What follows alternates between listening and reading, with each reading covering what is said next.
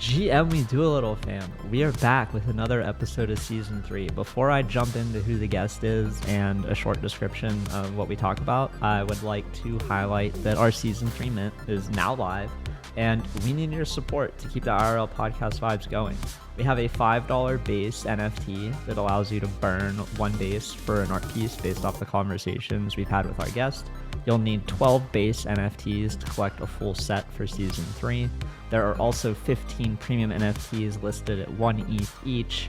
Each premium NFT owner is invited to one of our We Do a Little dinners. We host dinners at all major NFT conferences throughout the year. The next dinner will be at Art Basel Miami in 2023, and after that we'll be at NFTLA, NFT NYC, etc.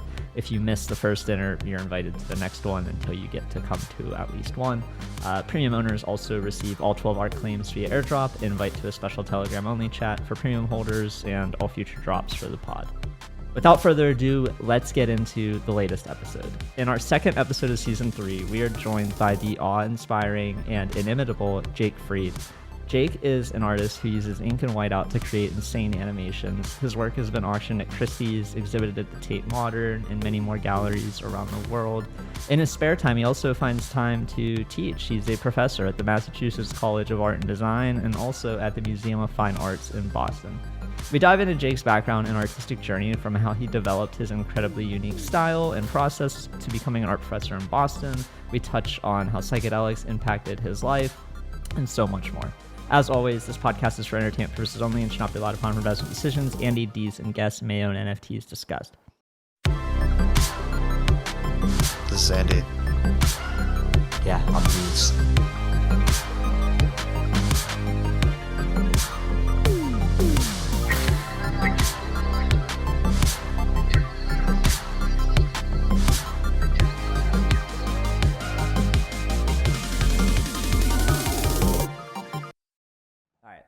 GM, everybody, we are back with another episode of We Do a Little Pod. This time we're joined by Jake Fried. I don't know why I said Jake with how you say. Legendary artist known for your black and white illustration, your loops, these crazy animations that might seem to go on forever. Known for using whiteout and going back over and creating these crazy hallucinogenic, I don't even know, psychedelic, but they're black and white gifts. It's nice to meet you in person, fellow Ohioan, well, ex-Ohio, Ohio Always. blood, Yeah. born, and it's nice to have you here. Thank you for having me. How are you doing in New York? Great. Yeah, so I'm saying I've been bouncing around. I got work up in Times Square and like all these events and galleries. I just saw this morning the Twitter loop, like did you see giant it? screen. And Yeah, like, it how was that? cool. Great. I mean, so my work, the conversation around it for so long has been like, where does it belong, honestly? On that fucking screen.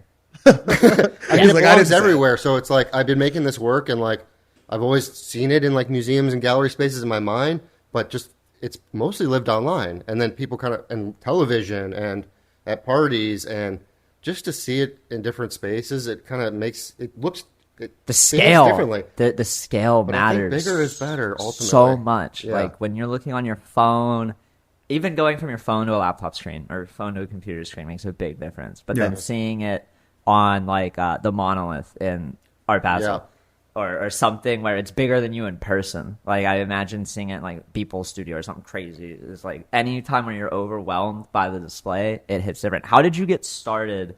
I feel like you're the only person I know doing like ink with whiteout into a massive, like cohesive piece that might take you like a year plus to make. Like, how did you get started with this style?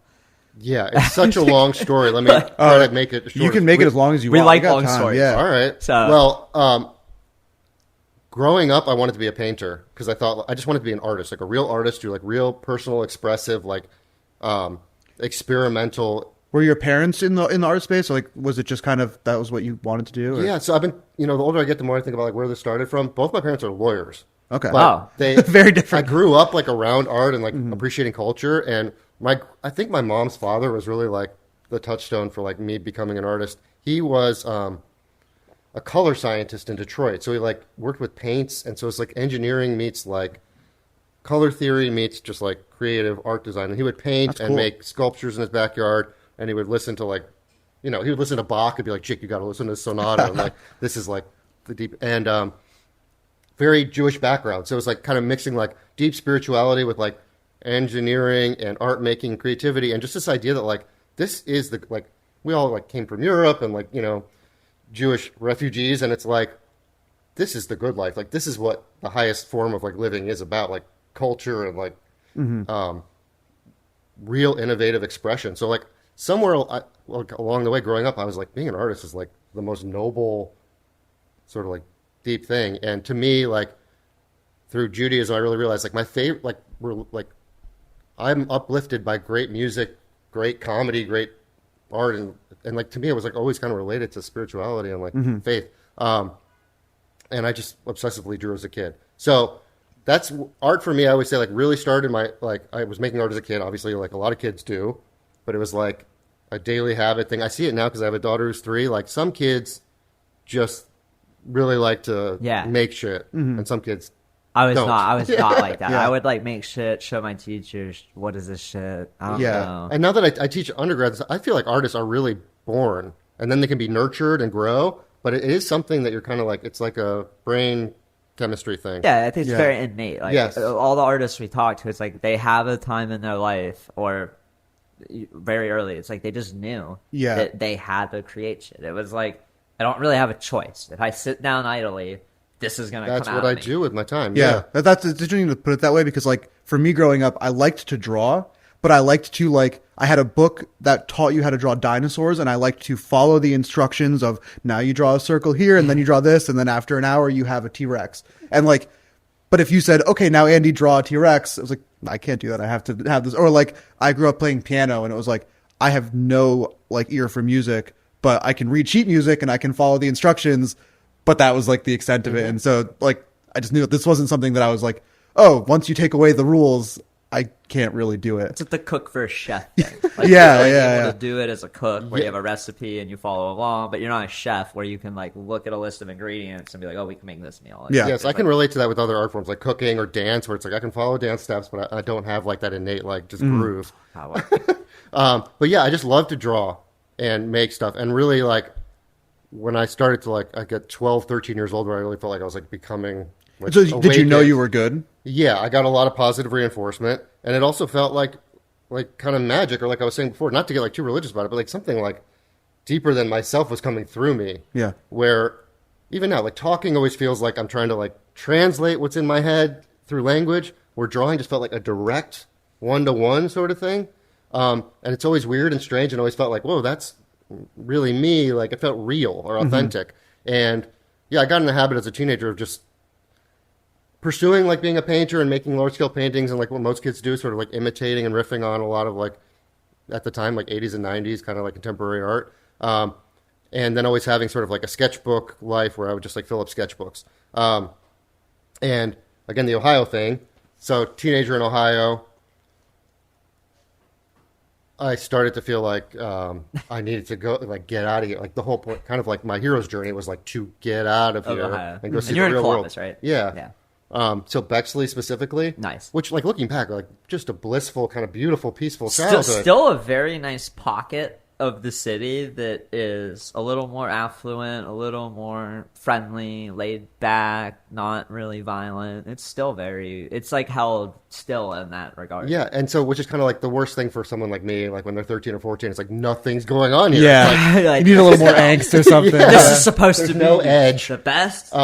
So I do, and I was talking to Summer Wagner, who's from like Illinois, Yes. about this, like, and I see it in her work where it's like there's this longing or this quiet like anxiety to the Midwest, Yeah. I feel like that's been a bit of a theme this week for us. and I think Drift talked about this maybe. Yeah, We just talked with Guy with the most likes we're yesterday. talking to Yes. Summer. We're talking to Summer on Saturday. Yeah. We're good friends with her. Collect her work. Her work gives you that not only the Midwest nostalgia, but like maybe you grew up and had experiences that you couldn't really contextualize until you're like 10 years older, and you're like, oh, holy shit! Like this photo reminds me of this thing that like my mom did, and like maybe I thought she gaslit me at the time, but I didn't really realize it till I saw this photo, like talked to Summer about it. Like there's like certain things in her work like that where it just like brings some event or feeling out of you that it's like very Midwest. It's like the 70s or 80s style drapes with the carpet and the color palette just like takes you back to being that kid in the Midwest. Yeah, but not to. No, there's a lot. I think there's something special there, and just you being from Ohio, like when I got into the NFT space, I was like, all these people and these artists. There's something going on about the Midwest and like the last 30 years.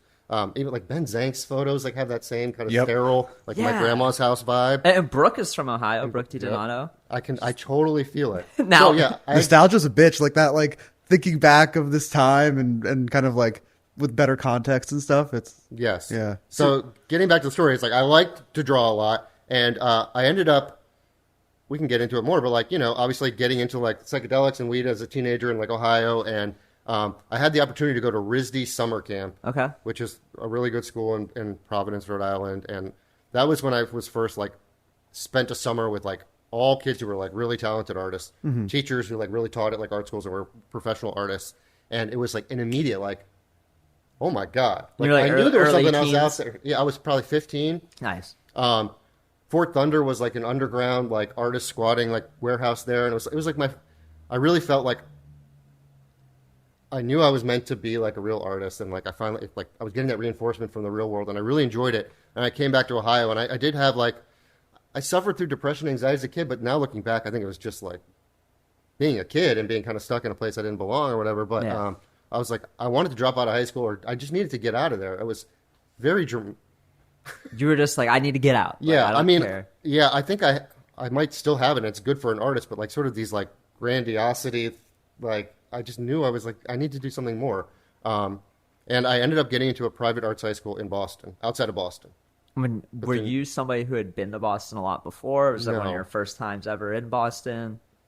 Basically my first time. Yeah. I would go I was like kind of like just ready to get out, go somewhere. And this was a boarding school. I also have 4 sisters and was like just like Were you the only boy, middle child? Okay. Yeah. So and they're great people. It's all good. No, but it's just like an imbalance. When you're 15, it's very different than in retrospect now with the family and all that. Yeah. We were talking about it earlier. But yeah, family is wonderful. It's all great. I'm so lucky. But at the time I've always been this urgency. Mm-hmm. Even now, I don't know why. I felt like the more I age, it would like sort of settle down. It does a little bit, but I've always had this kind of urgency to like get stuff done and like get there, whatever that means. So going to this high school was like I got to make art all day long, do like my normal high school stuff in the morning, do art at night, stay on campus, just be surrounded by musicians and artists, and like felt like, you know, being a professional artist is like a crazy dream, whatever. But it felt like this is like a legit training ground to like really do great work, and got to kind of be alone with my thoughts and I was making large-scale paintings, and because I had a studio there was a gallery for students to hang work, and it was like, that's what a real artist does, or whatever. That's really cool. It was cool. That's sick. And I sold some work, and like, so I will say, like, I've always gotten enough positive reinforcement to like know that you weren't crazy. Yeah, I wasn't crazy. I don't get to like doubt this. Well, on the right path. Yeah. And that like, it's a gift. Like, again, I don't want to ever sound conceited in this interview, but like that it's like a gift. Like I owe it. Yeah, I feel like you're holding back. We were just saying like yesterday, to a certain extent, I think people in like career paths like yourself, where there's a certain level of like competitiveness, even though like I don't think that you're necessarily competing one-on-one with other people, but there's like, it's very much, if you're good enough, it'll work. If you're not going to make it. Yep. I think you kind of have to, even from a young age, be like, no, I'm pretty fucking good. Like, I think that does matter. So you have to have that, like, belief in yourself. The ego has always been there for whatever reason. And I always tell this to my students, and I felt this as a young person. It's like, I'm 16. I'm getting a lot of positive reinforcement. I really, like, get a lot out of this. This feels really special. Like, maybe I'm, like, a really important artist. Yeah. Like, maybe if I think that's like going to be like the most important artist in 20 years, like, why not me? Yeah. You got to visualize it. Yeah, and I say this to my students now, too, is like, one of you could be like the best new director, like, alive right now. Like, why not? You're at a great school. You're studying with me. Like, you have every chance to do it. Like, elevate yourself. Like, and that kind of comes through the work, too. And I always say, like, when I teach, like, when you make a line confidently, you can see it. Yeah. And when it's not confident, you can see it too. So it's like just going with confidence. And it's kind of like fake it till you make it if you don't have it. That's kind of how I approach my art making. Is always just like go in, like trust your gut and like be confident with what you're making. Because if you hesitate, kind of what you're saying too, is like, but yeah, I felt like I had something going on. But I definitely knew that like I hadn't found my like true voice and that And so were you not just working with black and white at this point? You were just kind I of was doing everything, man. Yeah. This was early, like, Because you're still Photoshop. learning. Like, I had the computer with, like, very rudiment, like one of the iMacs with the colored gel case. backs. Yeah. And I was, like, taking images offline and, like, messing with them on Photoshop. And so what is this like? Early to mid 2000s? Yeah, this would be like 1999 to 2002. Okay. So yeah, 9/11 is like the way I remember it. Oh, It was like yeah. I was That a senior in high school Okay. in the fall when that happened. So that was 2001. Yeah. I was mostly doing big painting. I really like working with oil paints and big canvases felt like again a very like as an artist is sort of what an egotistical thing to make really giant canvases. Like anyone's going to want to put these up anywhere. You're like making stuff that big. And they take like 6 months to dry. Yeah, My work should be your entire wall. Yeah. And that was my vibe. And then I went to MICA, which is an art school, Maryland Institute College of Art in Baltimore for art school. And I was there for 2 years, and I was a painting major. And then the same, like, kind of like, why am I here? I have an independent, like, thing going on. I really didn't vibe with a lot of my classes. And I can say this now because I've been a professor in art school for a long time. Like, it can offer you so much, but, like, being an independent artist is, like, your own journey. It's kind of like, so I dropped out of school and moved to North Carolina. Okay. To just make art. And so at this point, were you consistently selling art as an independent artist? So did you have like some amount of income there to drop out of school and like commit full time? Yes and no. I mean, again, I was like 23, so like, how much money do you need? Yeah. But yeah, I moved to North Carolina, just got like a minimum wage job at like a general store and did house painting and stuff just to make art. And for me, it was basically, like I had a really nice childhood. I went to these great private schools, like in a good college. And I remember at the time then I'm finally like 21 or 22 is like, I just want to go live on my own in the mountains and find myself and like really see where. Yeah. So like, cause art for me has always been, again, like kind of a spiritual, it's a bit removed from like the academic kind of like art world. And so I have one other question about dropping out. Your parents are both lawyers. I'm sure they're very intense to be successful in their jobs and doing that. Was it a thing you had to convince them of? Like, 100%, it was like no, mom, dad, listen, like, I really, really think I could do this. Or were they like, you go, honey, I believe, go move to North Carolina. I feel really bad for my parents because I definitely stressed them out a lot. Midlife crisis when you're just like, quitting. Yep. I'm just going to go do art in the mountains. Yeah. Find I think, myself. being so confident in myself or whatever, like, obviously it's like, he's just going to do what he's going to do. Yeah. This might sound dramatic, but it's like, I have to do it. So it was always like finding a way to make it work or I like would be really unhappy. Like, Yeah. I couldn't just like go to law school and be like, or go to, medical school just to get a safe job or something. I don't know why, but it was like, I had to force myself. And you hear a lot of artists talk about this, like, don't give yourself another option or whatever. I really just enjoy making art, like the process of it. And so like, I wanted to find a way to do that every day. Yeah. And I did want to like shed my past, like move to a place that has no association with my previous life or anything. Not going to run into anyone you know. Yeah. Baxley. And, I don't know if you know Asheville, like, especially like 20 years ago, it was like very cool and hip and affordable. And, that's where I really had a chance to like figure out what the hell I want to do with myself and what's going on here. And what I had some painting shows there. I did sell paintings. I was like trying to be a traditional artist. And that's when I started to learn that like being like a real artist is different from being like a commercial gallery artist. And like, especially in like these more regional sort of towns, like you're selling paintings in a gallery mostly for like people's homes or like, even if you're selling to museums, it's not like you're going to be like canonized as like some great artist. And it was the beginning of like social media and having a website. And I really did start to realize that like I can't just make paintings and hang them in the gallery here and be like satisfied. Yeah. You didn't want to be like a local Asheville artist. Yeah. You had bigger aspirations. And selling the work to like collectors, it was like, yeah, great money, but like we can go through the NFT thing. It's not about money for me. It's about like getting my work out there and having it recognized and hopefully it being important. And like, I really think my work is like good for people to consume and is an important thing to preserve. And I want it to be like seen and celebrated. So how did you go from selling the paintings in Asheville to the black and Animation. white with white out? So Because what happened in Nashville, it was like I had a sun porch with like, it was great, right? With like 6 canvases up and I was painting on them. And really at the time, it was actually like a very emotionally difficult thing because I didn't really know where I was going. But I basically just started to rework the paintings, started to make a lot of these drawings again, like going back to my early like sketchbook days, and kind of bounce. And I just realized like I don't want to make work for a gallery. I don't want to sell anything. I just want to make art until it tells me what I'm doing. And through that, I realized I really do like just reworking painting. It was the first time I basically had a chance to rework paintings over and over again, forever. It's like the first time that you're like, what if I just go back over this with What if white I don't paint make a on painting it? in a week? What if I just keep reworking it forever and I don't finish it? What is that? I mean, you're like and that's taking kind of what my pictures process of is each now. stage. Yeah, so that's kind of where it came from. As you're doing it. Yeah, so starting to take pictures.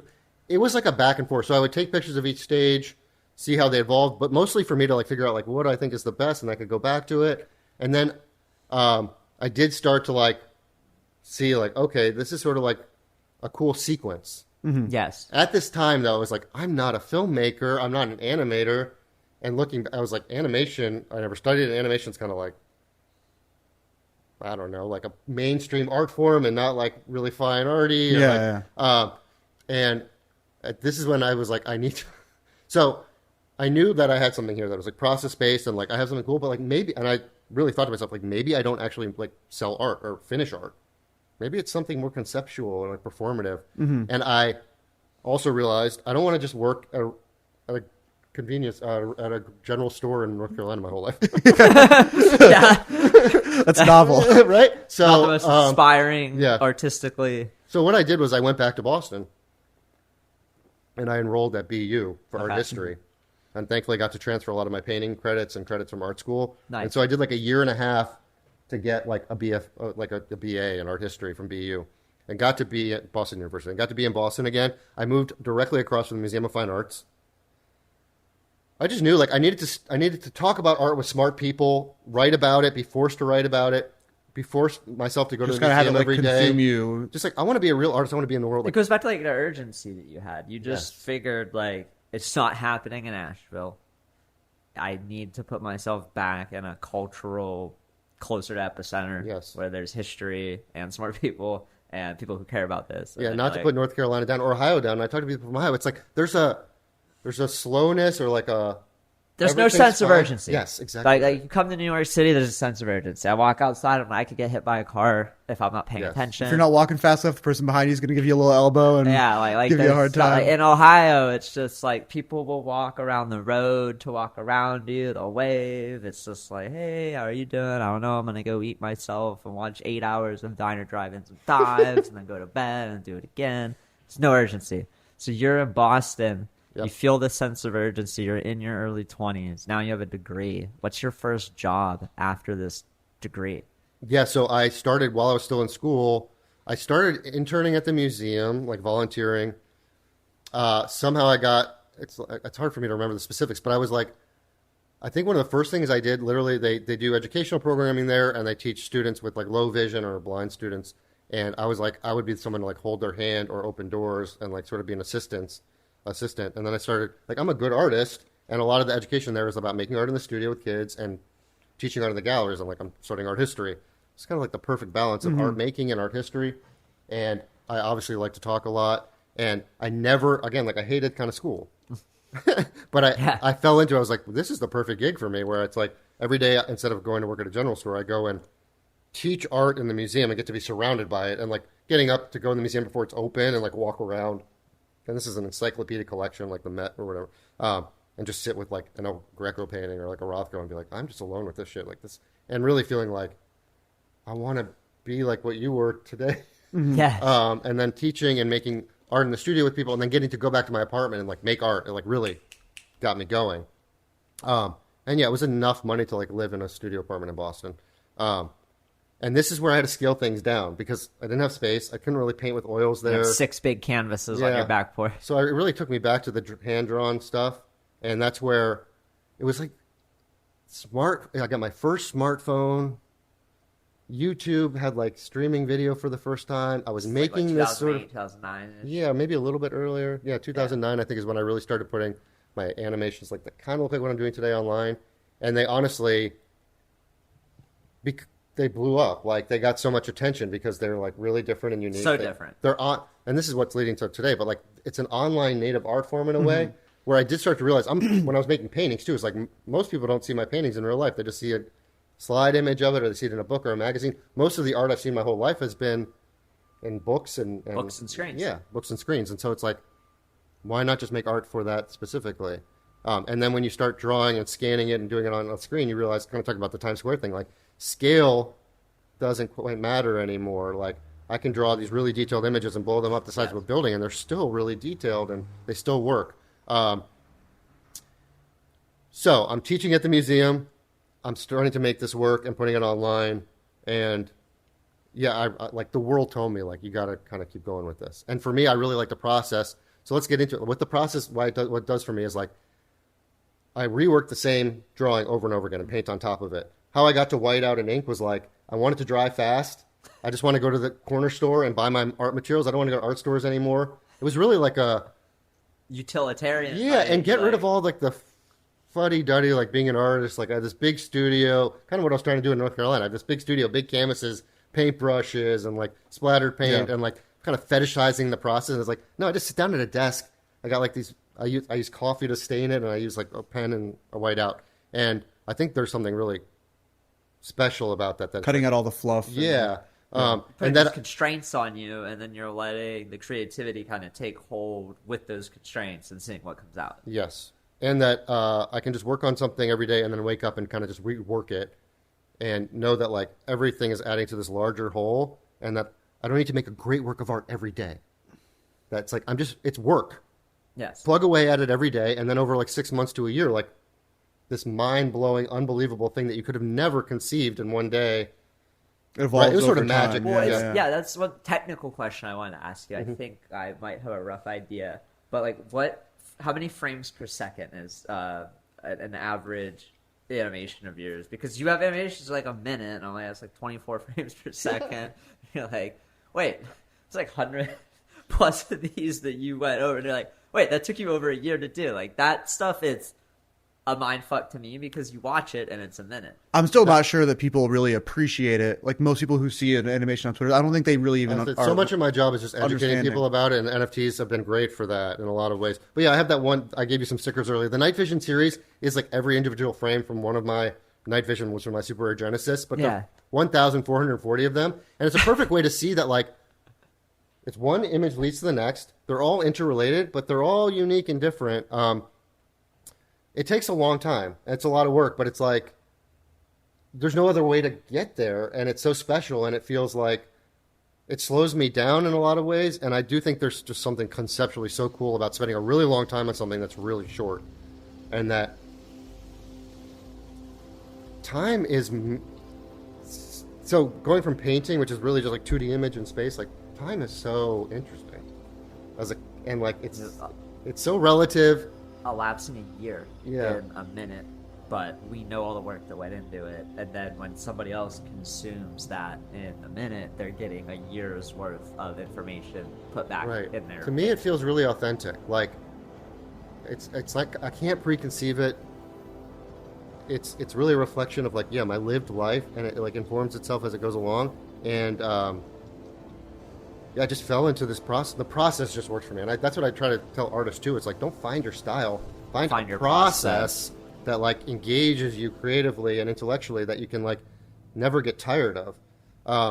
So my work is different each time, but it's a process. But I never studied animation, which I think is sort of a gift, and I never really thought of my work as animation. So like I never knew the rules. You were able to break them. Yeah, so I work in ones, which is like very unusual, which means every frame is unique. Mm-hmm. Most animators will work in 2s or 3s, so it's like if it's the 24 frames per second, 2 frames are the similar, repeated, and almost everything is like that. And when you start to work in ones, you get this like start to reach like the limit of what the eye can understand. It's like beyond, right? I really it takes like a lot that. of focus to like get all of the information from the animation. Yes. You need to sit there and almost not blink, because if you blink, you miss one of those. And you normally might miss one anyway, but you're right that the amount of information. And I don't know why I like that, because when I play my animations are fine when they're played slower, and like there's really no frame rate that like bothers me, because people slow them down, and I do sometimes too, and it's cool. But like the true ones, like it makes my brain buzz in a way that like is really satisfying. And like a lot of what I'm doing is just gut check. Like,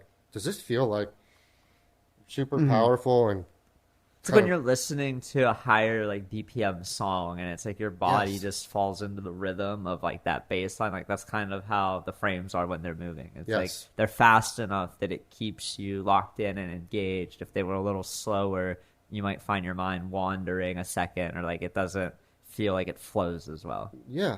I want it to feel like you're looking at a painting and not watching a movie, if that makes sense. So like, for your students that you have now and you're telling them about finding the process, like it took you like over 10 years to find the process. And you went through a few different mediums to get there. It's like, do you find that's pretty normal for most of your students? Like, do they know the process when you say that? I feel like that's kind of like a mind fuck. Like that's a very insightful thing. And it's like, do any of the students you talk to, do you find that they have those processes, or are they like you, where they were trying to figure out, like maybe they have that romantic idea of, oh, I need to be a painter with a big canvas getting paint everywhere.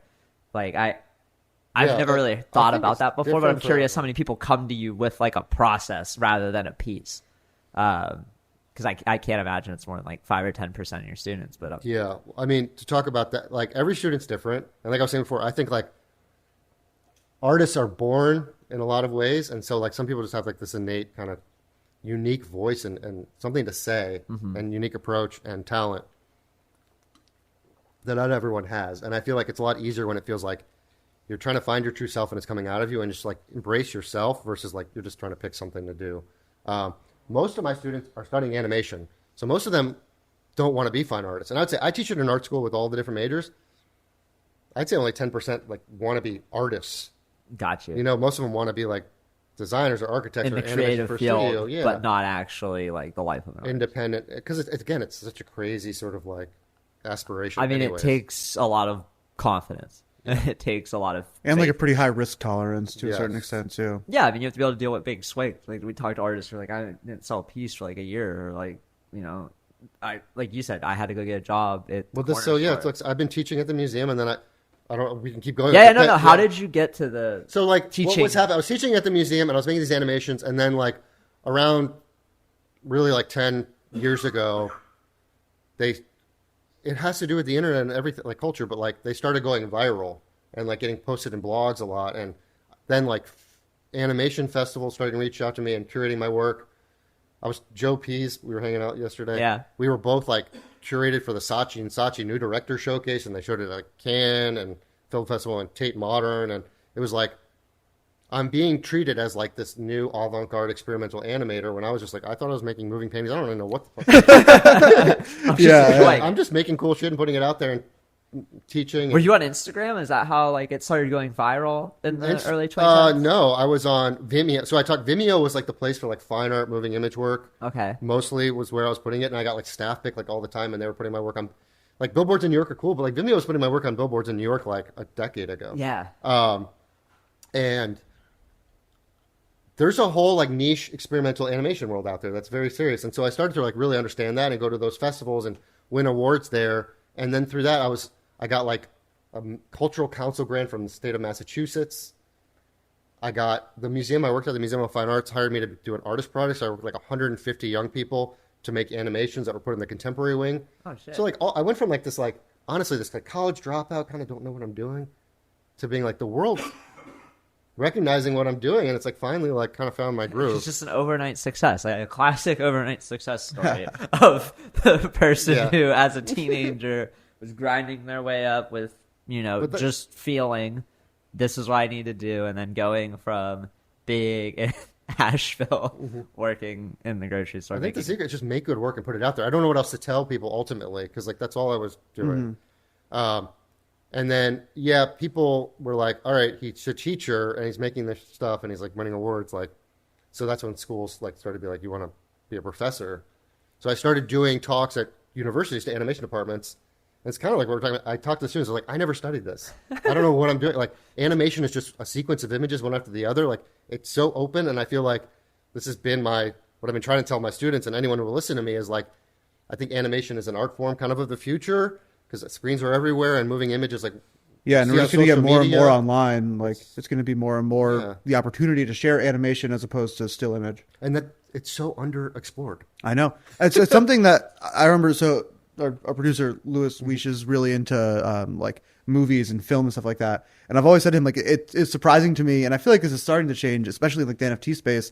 How much of it was just like still images, just JPEGs. Not to devalue that, but it was surprising me because it's a medium that can handle so many different unexplored things, and so it's cool to see that like starting to shift a little bit. I feel like even with like minimal animation inside of stuff, but that was always surprising to me how underexplored it Yeah, was. and I was just like, if you're a painter today and you want to do something innovative, like bring movement into it. Yeah, Like, just Well, I just had a weird thought too. It's like you could take one of your pieces and put it on a digital display and have it change one frame per day, and that is a piece that is basically up on the wall, unique for like a couple years. Yep. Few, depending on the piece, maybe more years. But it's like still, there's something about each frame is a piece, but then the whole thing is a piece too. That's how I think about it. Because And- and people say, how do you you animate every day? I'm like, animation is actually making one frame at a time.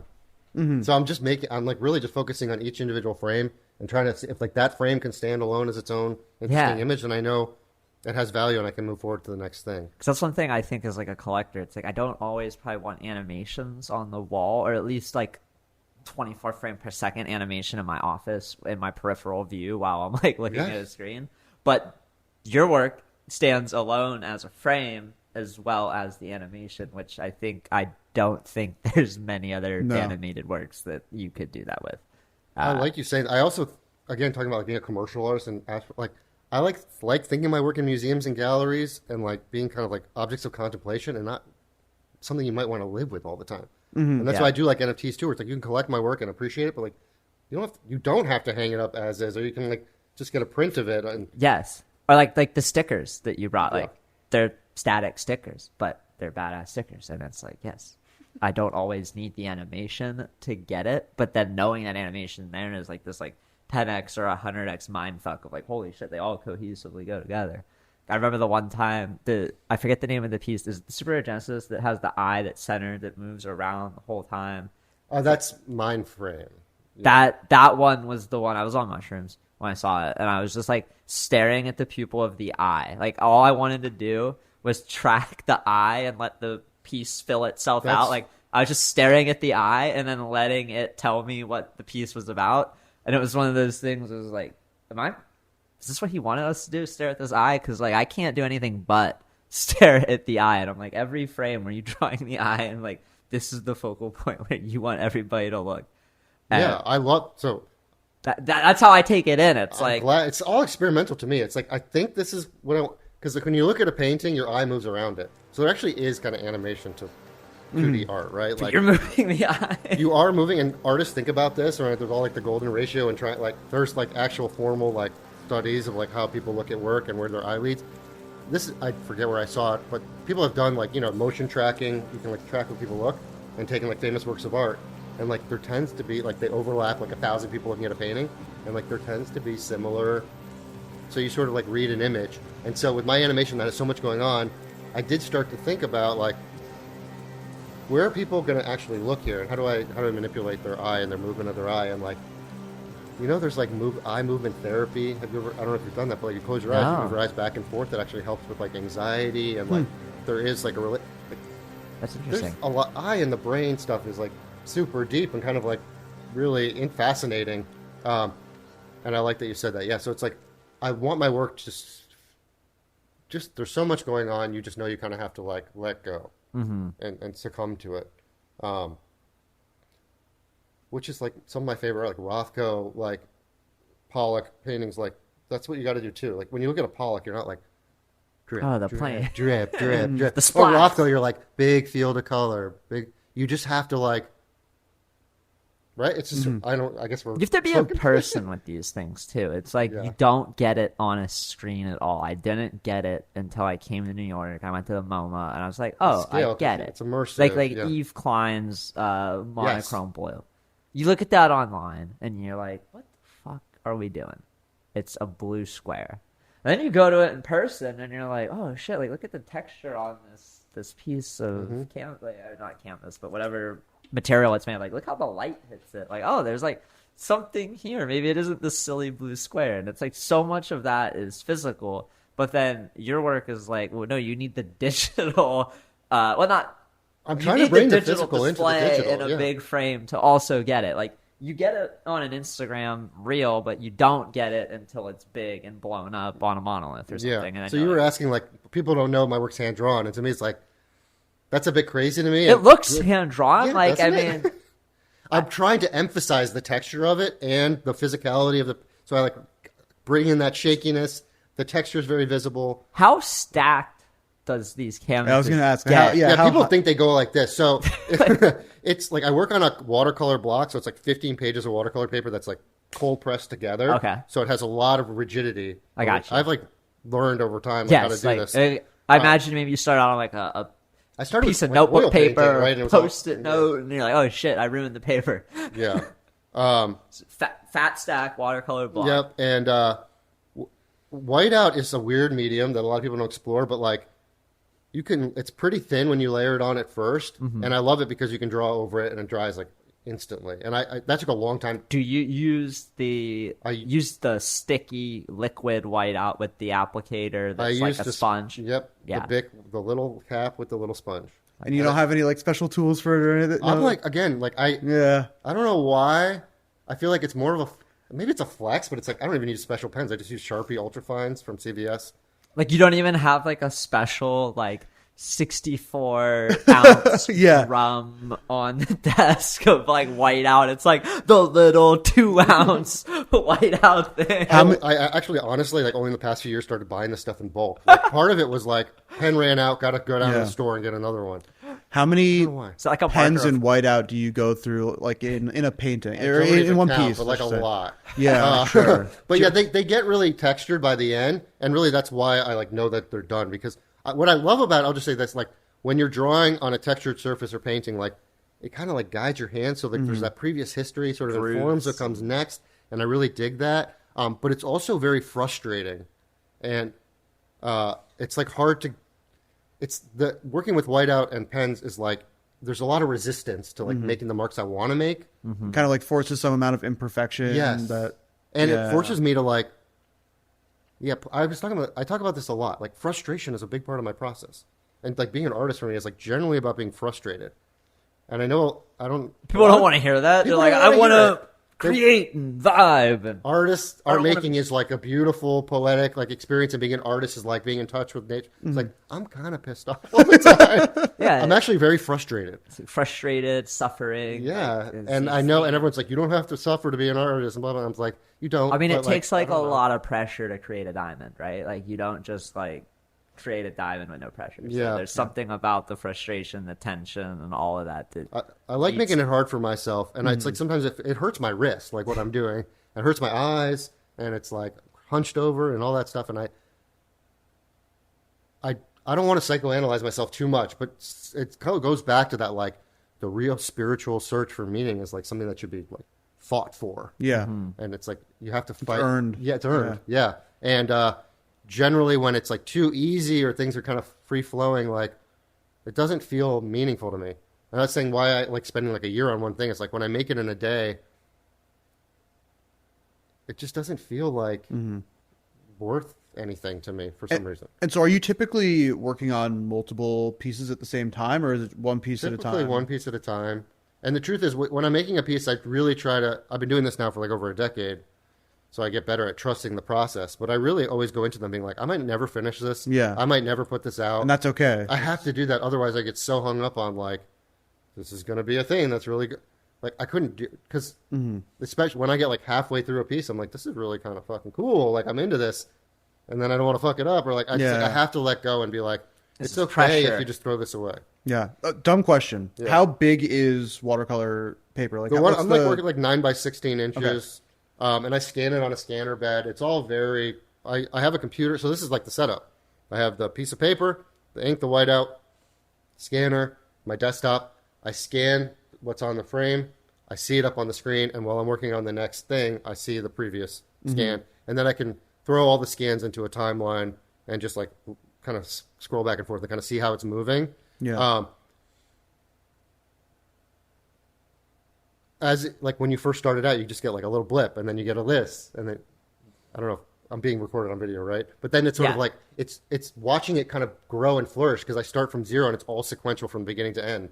I'm not cutting around, so it's like it starts with nothing, and it's sort of like it feels like this thing that's emerging to me, and it's so one frame at a time. Yeah, and then even when I finish it, I'm like, I got to do the sound design to like really figure out what the hell I just did. And then when I do the sound design is when I start to find like rhythms in there that I wasn't expecting, and I start to see like I start to actually look at it as like a viewer. Yeah. And then I'm like, oh, what the hell? And I always say this, like, it's shocking to me. It's like, I made this? Like, what the hell am I? It's kind of cool because you're not like, it's not like you whiteboarded beforehand. Here's where it's going to start and here's where it's going to end. And so like, I can see that kind of once it's complete being like, oh shit, wait, yeah, this is what I did. Like, that's cool that I made this. It's like when you sit down for the first piece, like you just finished massive piece, fresh, blank slate. Like there's just stream of consciousness onto that first blank. There's How do I start? Like, I want to have a theme of like a hand holding a child that grows to like adult. There's none of that. It's just like what comes out, and then maybe you find a groove over a couple of them and you're like, this is the right path. Yeah, starting is really hard. This is what I tell my students all the time. I really like, it's a gift to be in the middle of a project. Yeah, because the beginning and the end sucks. Yeah, it's really, when you finish something, you're like, it's sort of like, it's like letting it go. And when you start something, it's like, it's so early, it's really difficult to find your footing. So maybe that's why I also like working on stuff long term, because I like being in the middle of a project. Yes. I think a lot of it is formal experimentation when I start a new piece. Like this time I'm going to use kind of collage elements, or this time, like I was saying, I want to like think about how the eye moves around the frame. Or this time when it happened, like, or before, like, I just want to use black and white and have a central image and have everything kind of happen around that. And so it's like, it's not thematic at all. It's like more of a formal, like, what do I want to do? And I'm working on I don't know where it comes from, deep in my subconscious or God or whatever. It's like a certain like sort of rhythm or image. I was just like, this is where I want to kind of go with this next piece, and for whatever reason. And yeah, like this recent piece that I'm doing now is like, I just want to like have like an orbiting structure. So where it's like, I like that. That's the vibe. Yeah. And I just started kind of just like, and that's all I started with.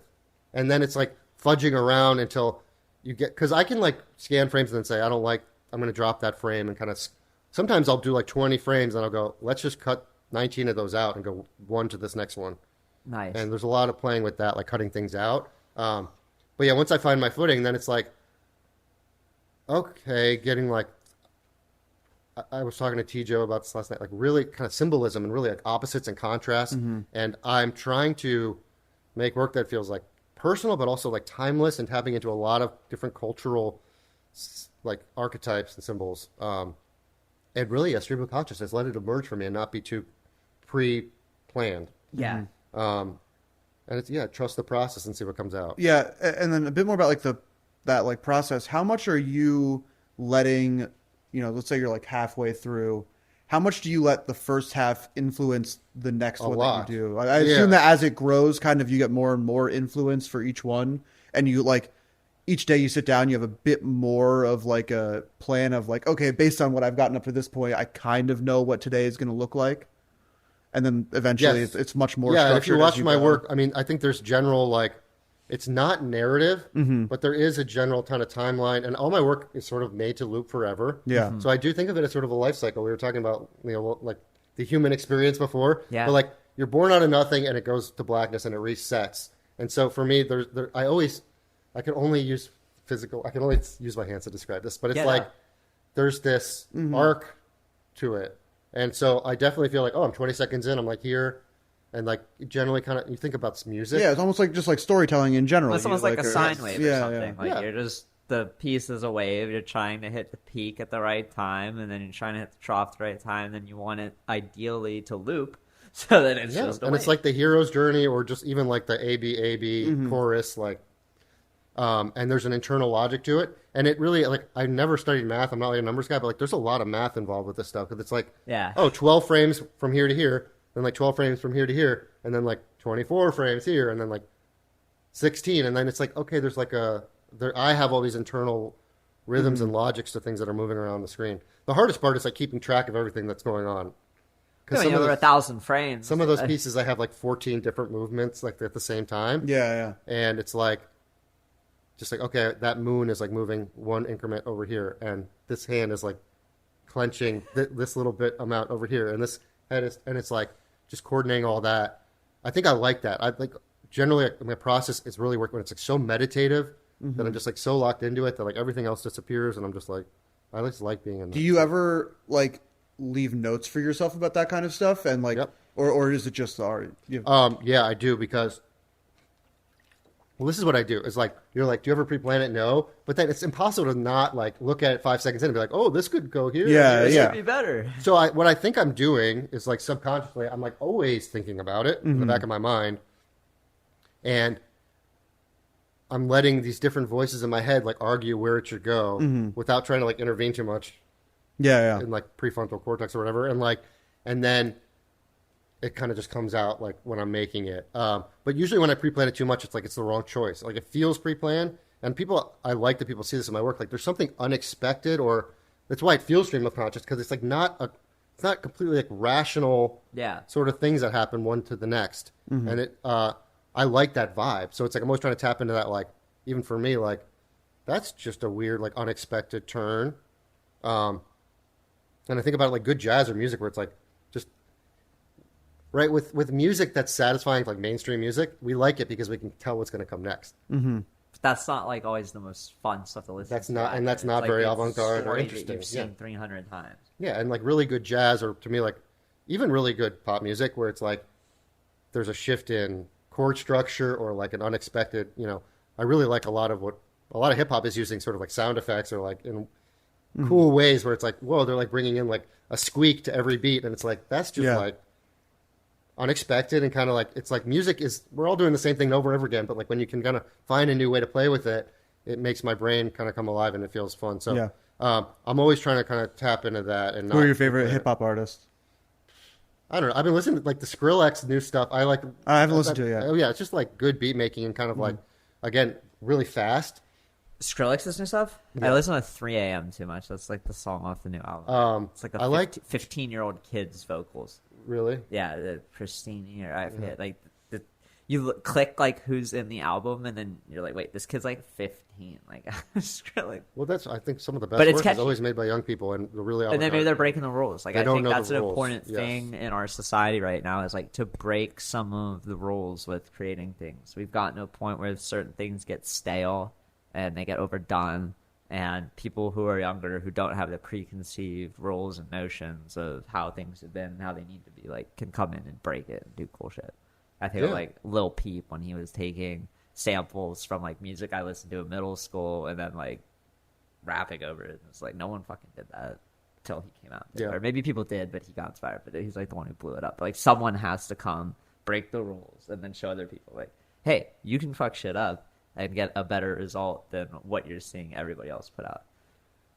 Yeah, I mean, this is a deeper philosophical conversation, but like contemporary art and contemporary life is so much about like being unique, independent, and breaking rules and saying something in a new way, which is not like what human culture has been about. No, you normally want to like fall in line, get in your echo chamber, align your views, don't create friction, and just like go through life as smooth as possible. So especially being in the NFT space now and like we're all like online digital natives, I think it's like hyper focused of like, there's so much content. It's like infinite. There's so much going on that like, that's why being uniquely yourself and like doing something really out there is like so valuable, because what else? Like, I think that's why your stuff sticks out so much, because there's nothing like it. Like when you see your work, even on Twitter, if you scroll by for 0.5 seconds, you're going to see over like 10 frames.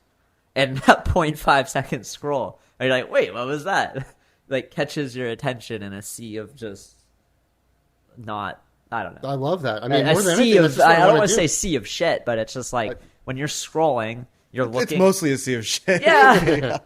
Well, isn't that cool? I mean, I love that I can recognize really awesome art in like milliseconds. It's like really profound how quick it is. And you can recognize derivative, generic stuff in like a millisecond. Mm-hmm. It's like our brains are so good at reading this stuff and going deep. Yeah, like our recognition of patterns and stuff. But yeah, just being different is so important to me. And again, being a young artist, I think that's a lot of what it's about. Mm-hmm. And what I'm trying to teach my students, like, if you want to be a director, just you got to have a unique voice. Or like, why you? Yeah. Why? Yeah, well, exactly. That was similar to the conversation we had yesterday. A friend was a writer, and he's like, if you don't have any experiences to write about, like, why are you just making up shit? Like, people aren't going to connect with that because you didn't live it. Yeah. And it's like, I think a very similar thing with art. It's like, if you don't connect with what you're creating, like, if you're just drawing fantasy worlds that you were never in, or you're just not using that stream of consciousness voice, but filtering it into something you think the world wants, then it's not this authentic representation of like what makes you a unique artist. And I'm trying to think, growing up in Ohio, like I do remember like everything's conformed, right? And so like when I would listen to Pink Floyd, it would be like, it's like, oh my God, there's like this whole other world out there. And like Radiohead was just like these really formative like music and like, you know, art experiences as a kid were like, it wasn't even about the content as much as like, these people are not conforming and they're taking me to a higher plane. And like, there's a lot of value in the human life of like not conforming. That's how I got to where I'm at. Yeah. Weirdly, like I guess I conformed in certain ways, but then I didn't conform. I see with in you. other It's ways. kind of that like I see it a lot in the Web3 space. It's like people who are just visionary or thinking differently or just like everyone's wrong and like do it this other way, and it just pays off to trust your gut and kind of vibe. And So does it feel right? Yeah. It's like the first. Yeah, I feel like it's like a certain level of like being unhappy with the status quo. Yeah. Like I meet so many people in the space like D's and a million other people where it's like, yeah, you know, I could have just like had a 9-to-5 day job, and I was like, I'd rather fucking die than do that, so I'm going to do something else. Exactly. That's We're how all it was. the It was like same you way. being an artist. Like, I don't there's know. got to be something better out there. We're trying to build something for the future. Yeah. Sort of visionary idea. It's all the same thing. It's and yeah, if you really commit to it and play it out, like then you do end up changing the world, and your work ends up having a lot of value. Yeah. Given how long your pieces take, how do you decide about like, oh, this is gonna be like my next 101. This is gonna be an addition. I feel like for your work, it's all just a long, hard, arduous process. Like, how do you make the So let's distinction? kind of carry on the life story and how Yeah. to get NFTs, because that's a good question. I got to the point where I became a full-time professor of experimental animation. So I had like the legit job with the security. I got married. Congrats. Thank you. I mean, this is Yeah. Still. years ago now. But it's like I'm an artist, but I have like this legitimate job. And what happened was like I make one of these pieces like once a year, 2 of them a year. I put them online. They go into festivals. They get a lot of attention. I'm a popular artist. Like I'm aware that like my work is popular. I'm in textbooks about animation. Like I'm like canonized in that regard. Were you And- making money from that work at this time? Good question. Still teaching, right? Yeah. I don't know how much time we have. So like I went through this journey where it's like when my stuff started going viral, like 10 years ago, like Skrillex people, like a lot of these EDM people did reach out and was like, let's work together. Yeah. I got a lot of corporate like studios being like, come work for us. And I was like, what? I still have to put my belt on this. It's like, I'm a artist painter. I'm like an art historian. I'm a teacher. And like, I'm not an animator, and I'm definitely not someone who's going to do like Live music show. videos Yeah, and- yeah, and I, like my VFX art does not for lend itself to Skrillex. like Nike pumping out. commercials. I'm like, yeah, you are a bunch of hacks. Like, what? Like, you're trying to like dilute what I'm doing, and I'm like, I couldn't even. I did some commissions, and I realized like it's a whole nother mind set. So, Adult Swim I think Adult Swim like the last 10 years, not anymore really, but like was like one of the most avant-garde mainstream things, and I had a lot of my work screened at like 2 a.m. on Adult Swim, and that's where I started to make like, that's how licensing works. They'll pay me like a couple $1,000s to show my work, and then if it's shown on their website, they'll give me like royalties on that or whatever. And it's like I can own all the rights to my work, but license it out. And yeah, I probably made like I don't want to like put numbers on it, but like 10 to 30 grand on top of my salary every year, like just kind of licensing stuff and then doing commissions here and there. So like with Netflix, I did like a stoner comedy wanted like, inside the brain of like a guy going around. It was like, Netflix is still cool, but this is when Netflix was like changing the world. And I was like, I'm having my work on like the top show at Netflix. Like, I got to do it.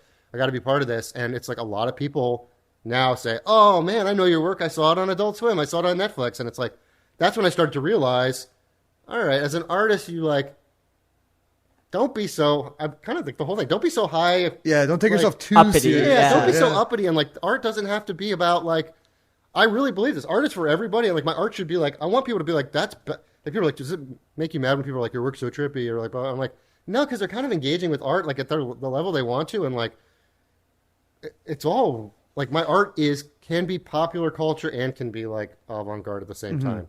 But I always kept the teaching because I didn't want to rely on commissions because I really don't enjoy doing it. And what I've learned, I tell my students this too, like no one would have hired me for these commissions if I didn't make the work for free on my own anyways. And like, you need to show the world what you can do before they're going to ask you to do it. Yeah. And then when they ask you to do it, it's like they're asking you to copy yourself and like, you don't want to do that anymore. So it's like everyone's sort of chasing what you're doing. It's so important too, like as a student to hear that. Like there's so many people who just think like, oh, if I just like show up for a year, like I'll get the thing, like I deserve it. I'm there. It's like, no, like you gotta fucking put in a lot of work. You gotta have a day job and then make your work at night. Like it's that a lot of people aren't gonna see, and it's not gonna be fun, and you're gonna be frustrated, and you're gonna suffer. But like if that is the path for you, like that is the way you're gonna make it as an artist. Yeah. And if not, like you can get another job doing something and still have a great life, but like maybe don't put all your eggs in that artist basket if that idea sounds horrible. Yeah, it's really hard to give advice, and I always feel bad because I was like, you're not going to want to hear this, but you got to like work really fucking hard and like beat your head against the wall for like a decade. Yeah. And it's not like, it's like that's the secret. That's all I know. That's what I did. And I mean, just like the urgency is like, I only have so much time. Am I going to spend the next 6 months on like, like a honey.com commercial or like, a masterpiece? Your art takes months, years to make. It's like, would I really want to do a commission for Nike?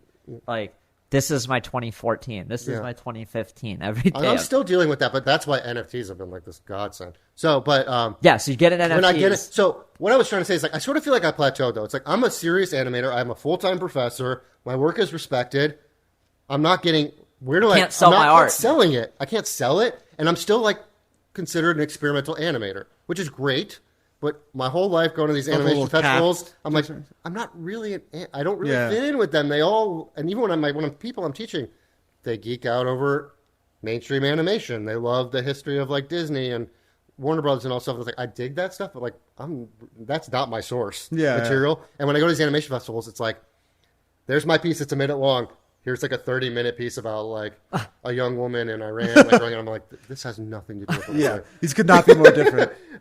And I just want to be considered a fine artist and like bring my animation into museums and galleries. And so let's just cut to the chase. It was like 2000. I had my first child. 2020. Yeah. The next year, COVID happens. So I'm working from home. I have a newborn. Where do I want my career to go? Also, we were talking like having kids affecting my schedule, like just having a pregnant wife and like then going into getting ready to have a kid. And like, I saw it coming. And then, having a newborn is like a psychotic break. Like you don't sleep. Mm-hmm. It's a new startup. You're so stressed. And it was COVID. So like we didn't have any help. We didn't have any people coming over. We didn't have any like friends to hang out with. Mm-hmm. And I, in my head was like, don't stop. Like you cannot stop making. So what are you going to do? So I started making these square pieces, and I gave myself this, like, you have to do one frame a day, no matter what. And it's long ago now that I sort of, like... Remember? It's crazy how fast time goes. It's 3 years. Yeah, like, newborn to 3-year-old, it's just like a blink of an eye, but it's also, like, it's such a different experience every year. But that's when I started these square pieces that were some of the first NFTs I've ever dropped, where it was, like, they're shorter, they're to the point, and they're way more graphic, and they were inspired by, like, being a domestic dad, and they're, like, inspired by my kid, and they're really inspired by, like, these pattern cards. I was just fascinated with my daughter, like, what is vision? Like, they don't have any, and then they start to develop it, and, like, what is she seeing? And, like, all the imagery that kids are attracted to. So I was just, like, reading a lot of kids' books and doing a lot of, like, stuff for kids, and I feel like that, like, it's like any science. Like, when you study the first, like, year of a life form, there's, like, that's where all the value is. Like you get to see everything that's going on. So much happening. It's everything, right? We're all based on like the beginnings. And you're talking like childhood for an artist, I think is defines like everything else. We know it's true, right? If you're like traumatized and abused by the time you're like 3 years old, like you're going to have like mental health issues your whole life. So I was like making one frame a day and making these short. That was the first time I was like, I don't have to make these 1-minute masterpieces. I can make shorter things. I give myself permission. And I was also like, I'm entering a new stage of life. My work should sort of change visually as I evolve. And I also kind of in the back of my mind was like, these are more saleable in a way. So, and they're shorter and they're anyways. So, you know this, in late 2020 is when NFTs for artists sort of came into like the public consciousness. And I pretty, you know, we all have that moment where it was like, duh. Yeah. I knew this is where it was So I never got to sell my work. I've always known I will be able to sell it. Some point. Not to sound too egotistical, but like I've always known it's going to be in permanent collections and museums. Like I know it's important. I know it's special. And I know it just takes time. I worked in museums. I know how it works. And it's like, what's the best way to like sort of be culturally relevant? Like find a way to make money out of this. Cause like teaching is a drag it was COVID. I never knew what was going to happen. It's like I'm teaching from home is such a drag, dude. Yeah, my mom's a fourth grade teacher, so very different, even but harder. probably even worse. So I'm an animation professor teaching 5-hour studio classes from my home with a newborn and my wife working full time, like in the room next to me. And my students are like it was so hard for them, right? Yeah. They all got sent home and like family members were dying. It was like, it's kind of the perfect time to like just change your life completely. And I was basically like, I need to do something different. I need to like make money. I have a kid. It's so expensive. I started freaking Sense of out. urgency. That sense of urgency. Need this kid. And it's like, I deserve. So this is what happened. I learned about NFTs. How did you learn about it? Mostly, I wasn't on Twitter. So it was mostly Instagram. Wow. And mostly, so I have friends in the art world in New York. And even like Josh Pierce, you know, like certain artists who were kind of doing it earlier than me were like DMing me on Instagram and being like, dude, you're making NFTs. Like, have you heard about this? What are you doing? I've heard Josh has like got a lot of people in. He's somebody underrated as someone who really, and we didn't really have a long conversation, but he's just like, I want you to know that like, when you're ready to do it, like there's real people here. And I have text messages with my friends in the art world who are like, what do you think about this? And I'm literally like, isn't it like horrible for the environment? Isn't it like a Ponzi scheme? Like, I don't want to like, what is going on here? Like, I taint my reputation. Are there real collectors? And like, we're like 3 years in now, and I'm still kind of like some of these questions. I'm like so we can get into it, but you know, I'm like deeply committed to this space. Yes. I think it's a beautiful thing, but still, like I was talking to artists last night. There's still people where you're like, you're not really in it for the right reasons. No, and you don't really care about this. Yeah, like wait, you're trying to just make money off of me, or like you're just the short-sighted, and it's like we're trying to like you don't get it. But I was scared of like how do I if I had joined with the Nifty Gateway thing I would have made like a ton of money in like March 2021 or whatever. But open edition. Yeah, season. but I wanted to, and I've never done an open edition yet either. Nice. And I probably won't. But Probably smart. well, that's what I want it to be. Like it's a new space, so how do you know how to navigate it? Which is like really cool. And I've started like I know art historically, like these early beginnings is when like a lot of interesting stuff happens, and a lot of like narratives are created, and I want to be a part of that. But I don't want to like. I'm still a full-time professor. I'm still a real artist. I don't want to like just completely like. You don't need to like risk it all and fuck up and somehow. That's what's confusing to me too. There's so many artists where like the NFT space is their whole art life.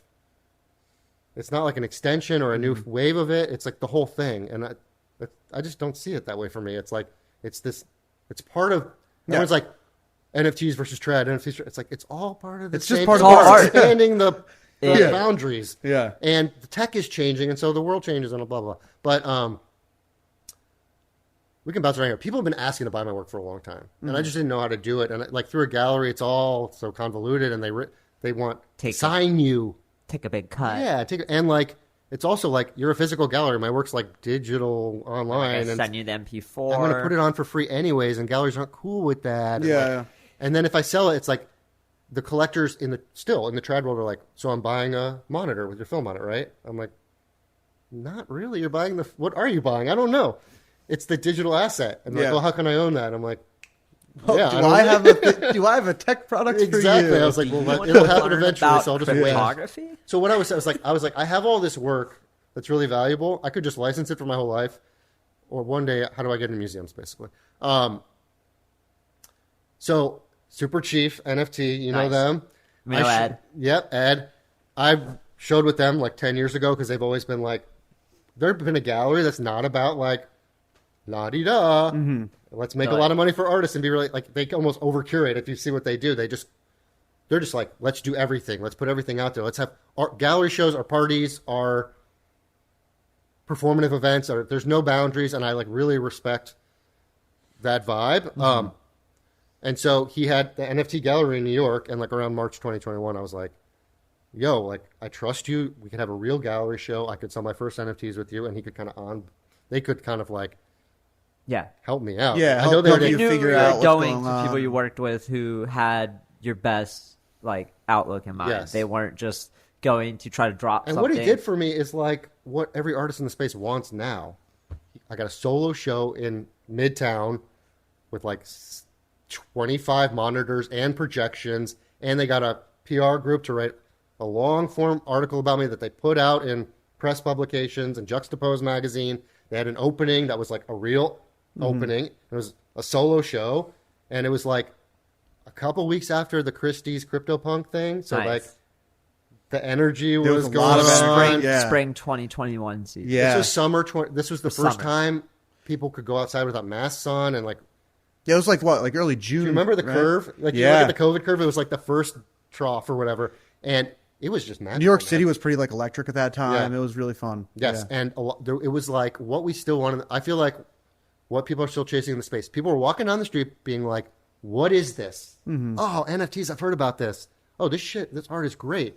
And it was like the first time where I could be like, "You can go like check it out and buy it or whatever." And so I had one of one, which is and I had 2 editions of 30. And this was like the OpenSea lazy thing because that's all there really was at the time. Yeah, there was nothing. Yeah, you're and- either on Rarible, or you were Rare? on OpenSea, or you were praying that you knew a dev who could do the contract stuff, but there was no Manifold or like West Coast NFT or whatever. It was just like, Nate Alex, can you help me? Yeah. Or like that was like really what I thought of devs with NFTs. I was like, well, like I know Nate. I mean, it's still that way until really Manifold this past year. Like it was, unless you're on like super rare and nifty, like. Yeah, Manifold and Transient are the two I think of. And Yeah, I think that we're going to continue to see that whole space just like blow up because there's way more artists who want to do shit than there are teams who are, helping artists get Yes, custom and I contracts did and all the that. Night Vision series with like a dev, and Yeah. like you know how much devs like were charging like last Yeah. year to do shit. Oh, It's, yeah. like, insane. It's like it's probably relative to the gallery model with how much you're giving a gallery. 100%. It's the same with And the you don't dev. know It's what like, you hey, don't dev. really know what they're doing. Like you can't even like trust. Yeah, you don't anybody. know for sure that they're going to But do it right. yeah, what happened was like it sold out right away. Like and like all the major collectors in the space like emailed me and wanted to Zoom, and literally someone's like, "How did you manage this?" It's like I had this show with people I trusted. All of a sudden, I had like 35 unique collectors because I had editions, and at the time, again, editions were like people weren't sure about them and Yeah. all that stuff. And it's like you guys are wrong. Like I had a support group like from the get go. Yeah. And they were like, still now, but especially then, they were like, we need to onboard good artists. Like, we need good shit in here. Like, they really wanted to. Yeah. It was like a mutually beneficial sort of thing going Yeah. on. Your work sticks You out. had people who Yeah. really were like champions for you and wanted to see the space grow and you could like work together to build And together. it still feels that way, which is Yeah. so awesome, where it's like, it really isn't competitive. It's like we all win when we. Yeah. Right? Like, I want more good artists to. Oh, go yeah, here. And big like, time. talking to Joe Pease last night, I'm so happy you're blowing up because you deserve to blow up. yeah. Like, Wait. you're so good for the space that. Maybe our favorite podcast clip ever we talk about all the time is like we brought in 2 trad art people. It's a dirty word. We brought in an art gallerist and an art dealer, and then we brought in a lawyer for AIG. And we showed them pieces that were in the MoMA, and then we showed them NFTs. And we showed them a 30-second clip of a piece in the MoMA, and then we showed them Joe Pieces. It wasn't his newest piece, but I think it might be Feedback System was the one we showed them. And we asked them, like, which one do you think is in the MoMA? They were just like, yeah, it has to be this one. It's Joe's. Yep. And we're like, no, not yet. But Yeah. Joe's work. It's art. We It's know, very- right? We yeah. all kind of know. It's very... there's a similarity to yours, even though it's a different medium. It's still a looping video animation where you're lost. You're just Yeah. completely lost, and each time you watch it, you're transfixed on another variable. You're like, I'm gonna watch that one character in the back Yeah. shoveling the dirt. And you never fully know it. You never And then like are and like, you oh, talk this to is- Joe or something. He's like, "Oh yeah, that was like my dad shoveling dirt." And you're like, "What? Like, wait. Yeah, these people in the clips are like people you know. Like they're not like." I'm like, "Wait, I'm." Well, what are artists trying to do always? Like, really, like, especially contemporary artists, like, we're trying to reflect, we're trying to show people, like, what the world was like when we were alive. Like, working in a museum that has, like, 5,000 years of human history, you just realize art is a time capsule. and that every human being is a part of the larger culture they live in. No one's like just like an independent person out of nowhere. And the best art is the stuff that like really reflects the times. And you usually have to shift the formal quality of art to like do that. So like World War I, early like modernity and cars and trains, like clocks, like just fucking changed what it meant to be a human being. And like the old landscape and like, you know, portrait like just didn't make sense anymore in a time of like photography and airplanes. And now I really think like the work that Joe and I am doing and a lot of like X-copying the glitch stuff that's blowing up, it's like, it's in capturing what's happening here. This modern anxiety is this internet culture, always online, and that like everything is accessible. All information is out there swarming around, and overstimulating modern anxiety, but also this like the spirituality of tech. And I know Dave and like Sam talk about like psychedelics and comparing it to like collective unconscious. I see that too, and I think my work is trying to do that. So from there, I had talked with Super Rare the next week. They're like, Super Rare was at the time like trying to only onboard what they thought were like really important artists, and they were really kind to me. And I dropped my 1 of 1 with Super Rare the next month in August 2021. They wrote a long editorial about me. They did the whole song. Every artist wants this now. Super Rare is kind of getting back to their roots. If you haven't, they're about to do these like they just did it for Rick Ostenbrook, but like that was a very good one, right? They're like, this is the piece of the week. We're going to talk about it. We're going to promote it. We're going to have a space about it. Right, that curation is sort of like we went full circle with it. No, we're talking about that ourselves. Totally agree. You got to get back to that. And adding context and adding like actual thought and not just like this onslaught of, hey, here's a million pieces of art to buy. You can figure out what the fuck it is. They're all open edition. But yes, we've ridden this wave. So you can burn them for this 4th one. If you hold the 4th one on the 3rd day of the month, you'll get the 6th airdrop. And you're like, I just want to buy like art I like that I feel connected to. I feel so bad. This is a longer conversation. You must get so much worse than both of you guys. But like, I feel so bad not supporting everyone. And like, it's impossible. I went through the process and I made mistakes obviously along the way. But like, you try to people please.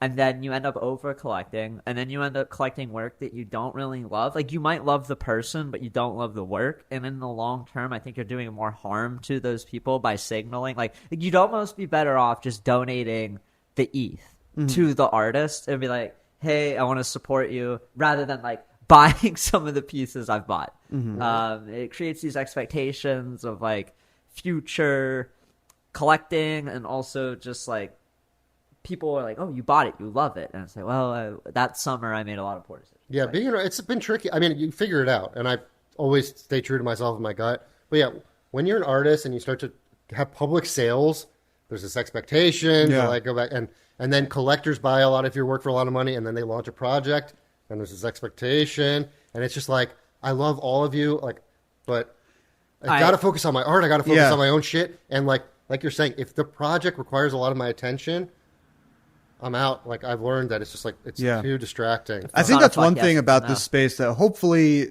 we can start to get away from a little bit, is it feels like there's a lot of people, and I understand it because there's a lot of money to be made, but there's a lot of people who are like, just, they do these things and they are your friend and they want to see you succeed, but they also in the back of their mind is like, hey, maybe now you owe me a favor of this other thing. And it feels like sometimes there's like everyone's always kind of trying to sell me something no matter what. And that's always going to be there a little bit, but I feel like it got like really bad, kind of, especially as things started to go down a little bit, and it wasn't as easy to sell out, or wasn't as easy to, make 50 ETH on a sale. Then there's a lot of people who are like, okay, now I'm going to try to call in these favors or DM you, telling you about all these different things I have going on. It's tough. It's one of those.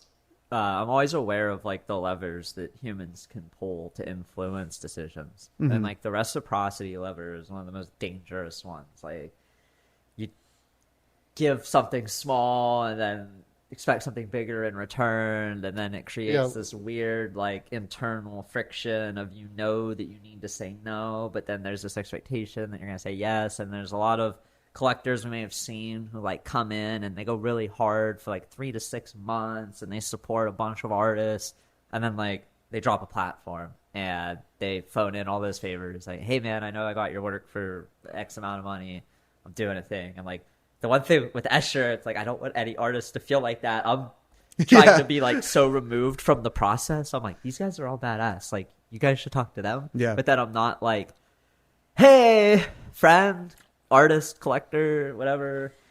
I've clicked in 5-year 101s. Do you want to drop a thing? Like, I don't want it to be like peer pressury, but it's also like I want it to be like, well, if it is a fuck yes for you, like I would love to do something, but I also want you to be able to tell me like fuck no, I'm busy, and not have that expectation. So yeah, I've had to say no so much. I mean, that's just, especially the last like 6 to 8 months. Yeah, I'm just getting people ask me all the time. Yeah, and I've said yes to just too many meetings, let alone too many actually doing stuff.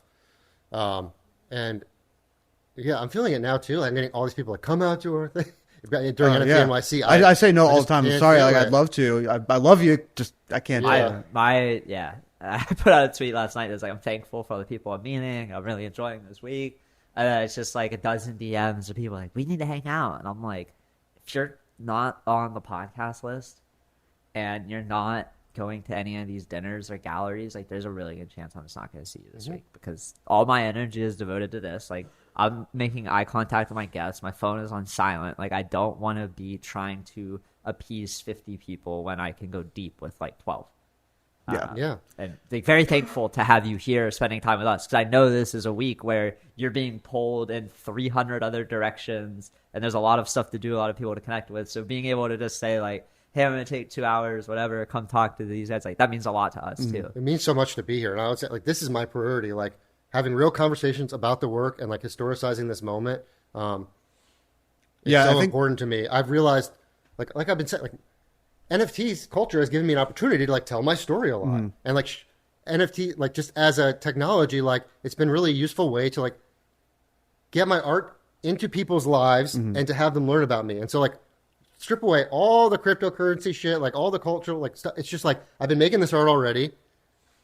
I've been putting it out. I've been having like film festival stuff. It's like, this was a way to kind of like found the right medium, reach a more generalized audience and kind of be more like mainstream with the work and like tell my life story. And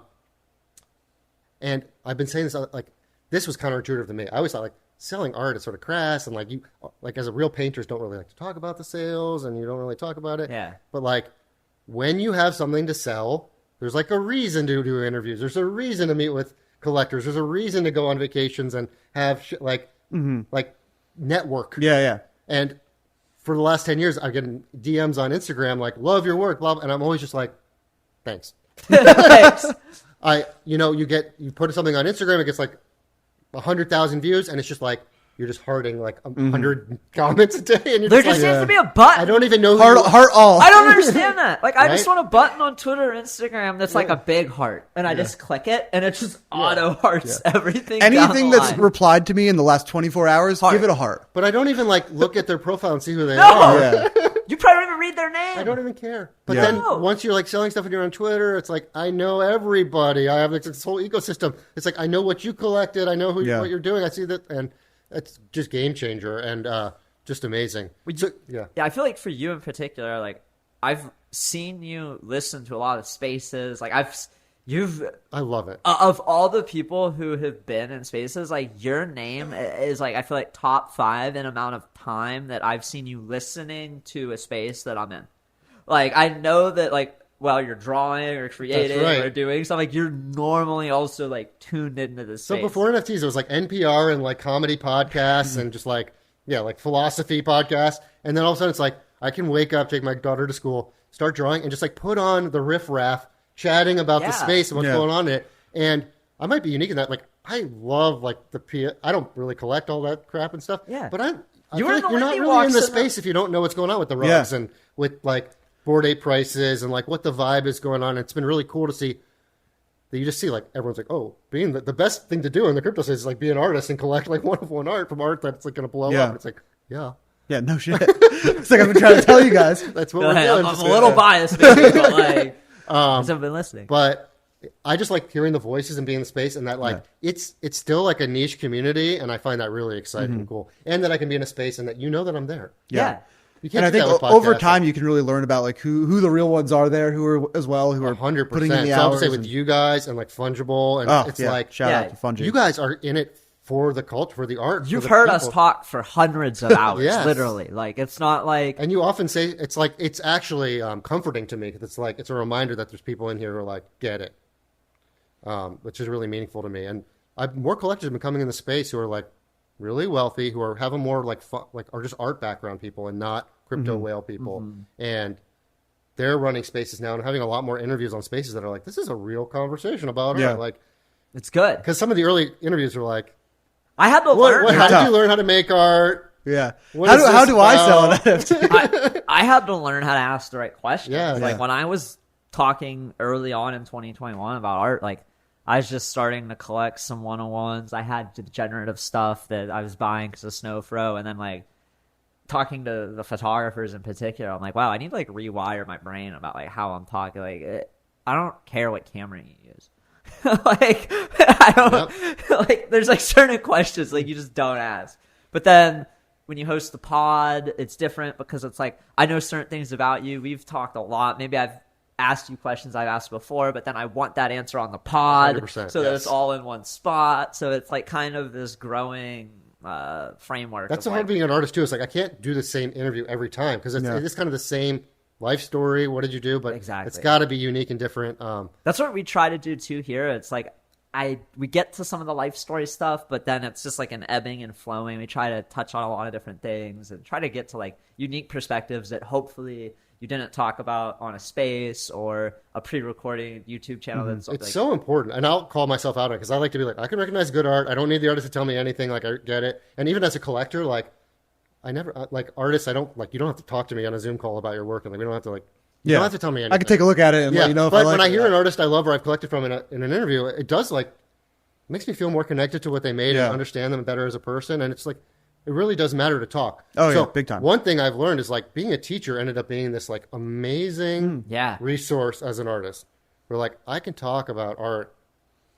And you know how to explain it. We're gonna end this interview. And not only like, were you barely a teacher, scratched the surface. I know. But you were working at the Art History Museum before, you know, being a professor. You were teaching there to everybody. About work that's not mine. Yeah. Yeah. So I'm like talking about from people, art. from artists that you never met who are dead. Yes. It wasn't like artists who were your friends, at least, that you could like talk about contemporarily. It's like, no, this artist died 100 years before I was born, but like, here's the history behind it. And a lot of what you would do is kind of what we're doing now is be like, this is the narrative that's been crafted around this art historically and why they're in the museum. Like, because one of the big questions I want to ask my students when they come to a museum is like, why this stuff? That might be the most important question. Yeah. Why is this the stuff that's been recognized as important enough to preserve, and it's really expensive, and they're making you as a student come here and look at it and talk about it and learn about it, and like, so what does it say about us and what we value, and what are the stories here? And that art history in my lifetime has been a lot about like revisionist history and understanding like the way that like a lot of these narratives fit into a narrative that the power structures wanted to tell in the past, and that we're trying to write. And what I love about NFTs, like there's still shit out there that's being minted today that's not recognized, that we are going to look back in 30 years and be 100%. Like, that was 100%. Really, that artist was really important and wasn't getting the value. And I think that's one of the cool things about NFTs as well, is you'll have that provenance. Yes. And you'll be able to actually know for sure this was minted back in 2018 and no one even knew that it existed or cared about it. And that's going to matter so much more, and it's going to be so much easier to have those conversations. You don't have to convince people. And so in the museum, a lot of work that's in museums was like some big collector in the 50s like promoted this artist and bought up their work and like got in front of people, got them a New York Times article, and like that's like that you lose that, and we just think of these artists as sort of like always having been famous and the best artist. Yeah. And now it's a lot more public and like obvious and stuff like that, and I love that. It is democratizing a lot of things and making art more accessible. I mean, this is obvious, but like just collecting art before NFTs is so difficult. It was never something that I really even. I never thought I would collect art. Yeah, I kind of hate. Yeah, going into galleries that are like really high end, where they know you're not going to buy anyways. I like those, but like going to galleries in Boston, like they're trying to sell me shit, and it's uncomfortable and it's weird, and it's like I want to look at art without you like looking at me. Yeah. And kind of this whole like I keep like that highfalutin art thing. It's like I should be able to go into a gallery and like it should just be more down to earth and like real. And it's like I like that. I don't know. Artists should be more accessible. Like, yeah. So we can get back to the story. I got on Super Rare. Yeah. And that's when I had to start managing, like, how do I release stuff? What's the schedule of it? How much do I charge for it? What's an edition? And what's a 101? Yeah, and it's like I feel really lucky that I had like a good decade of like negotiating with commissioned people, like working as a professor. Like students are the biggest bullshitters in the world, right? Like my BS. Dog ate my homework. Dog ate my pen and paper. And just like sick. Everyone wants shit from you for free when you're an experimental animator in that world because there's no money for anybody. And so yeah, negotiating with collectors on prices and being like having all these auctions and like it was very like intense. But yeah, I had a big first sale to art on internet on Super Rare. Yeah. And this I know now looking back, very counterintuitive. I've only released 4 one-of-ones on Super Rare. I would release like one every 6 to 9 months. Yeah. Let it sit there. Let people see that it was really high price. Let it share it a lot. And then collectors like one day they're just like, this guy's got a limited supply. This is like the best shit on Super Rare. Like, pull the trigger. And so I've got like a crew of like really high end one-of-one collectors who have like really supported my journey here. Yeah. And I've done well enough with those sales that I don't have to fucking run around my head cut off doing like crazy drop mechanics and gimmicks. Well, let you and all this breathe stuff. and like create something that is earnest and from the heart and not like, oh shit, like what flavor of the month mechanic do I need to implement into this next thing? And I was lucky to have a stack of work that was just sort of there that I could release at the right time. And then I'm finding ways to kind of build off it. So like the Night Vision was my first Super Rare one-of-one. And then that was the thing where we used the devs, but like sort of fractionalize it to just 1440 one-of-one still images, which again is a cool way to inform about my work. And then these different tiers of pricing is really important and all that stuff.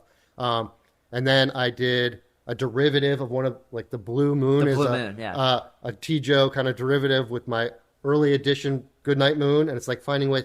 I did the fake rare because it's like I love that community. The fake rare was I knew it was really important. Yes. My first piece that I got thrown of yours is the fake rare. Yeah, I was, you know. So you make it accessible, because it's like, fuck, like I can't drop. Well, it's also, this is a historical moment, and I need to make work that's like playing with what's going on here, and I want to do more of that too when I can, but like using my style and my art, but like kind of plugging it into what's happening. And the Proof Grails thing was also like, that was like a month after Moonbirds dropped, and it was like a lot of attention. Yeah. And like everyone who was in Proof Collective was like kind of legit. Pretty high signal drop and all of that, And it was like well curated, and there was editorial. Yeah. And like Kevin Rose went on Bloomberg and like had my work playing where it said like the future of digital art under it, like like a minute. And I was like, that's good. That's nice. This is not a bad thing. This feels comfortable. That's my art. So, damn, it looks good on TV. Yeah, that's where it's been at. And then getting in, and then Art of this Millennium has just been like, again, going back to this like hyper curated, just like only 30 artists, having that support system, and like, just sort of like really, I'm really happy with the way I've sort of navigated these things. But like looking at like your Escher, it's like there's only going to be like 4 editions up there, maybe like 5 or 6. Yeah. And I'm really happy that that's where it's at. Yeah. And I'm really trying to like, you can be in the NFT space without dropping work a lot. Like it's okay. You just have work up on second. You have, and I avoided doing an open edition because it scared me.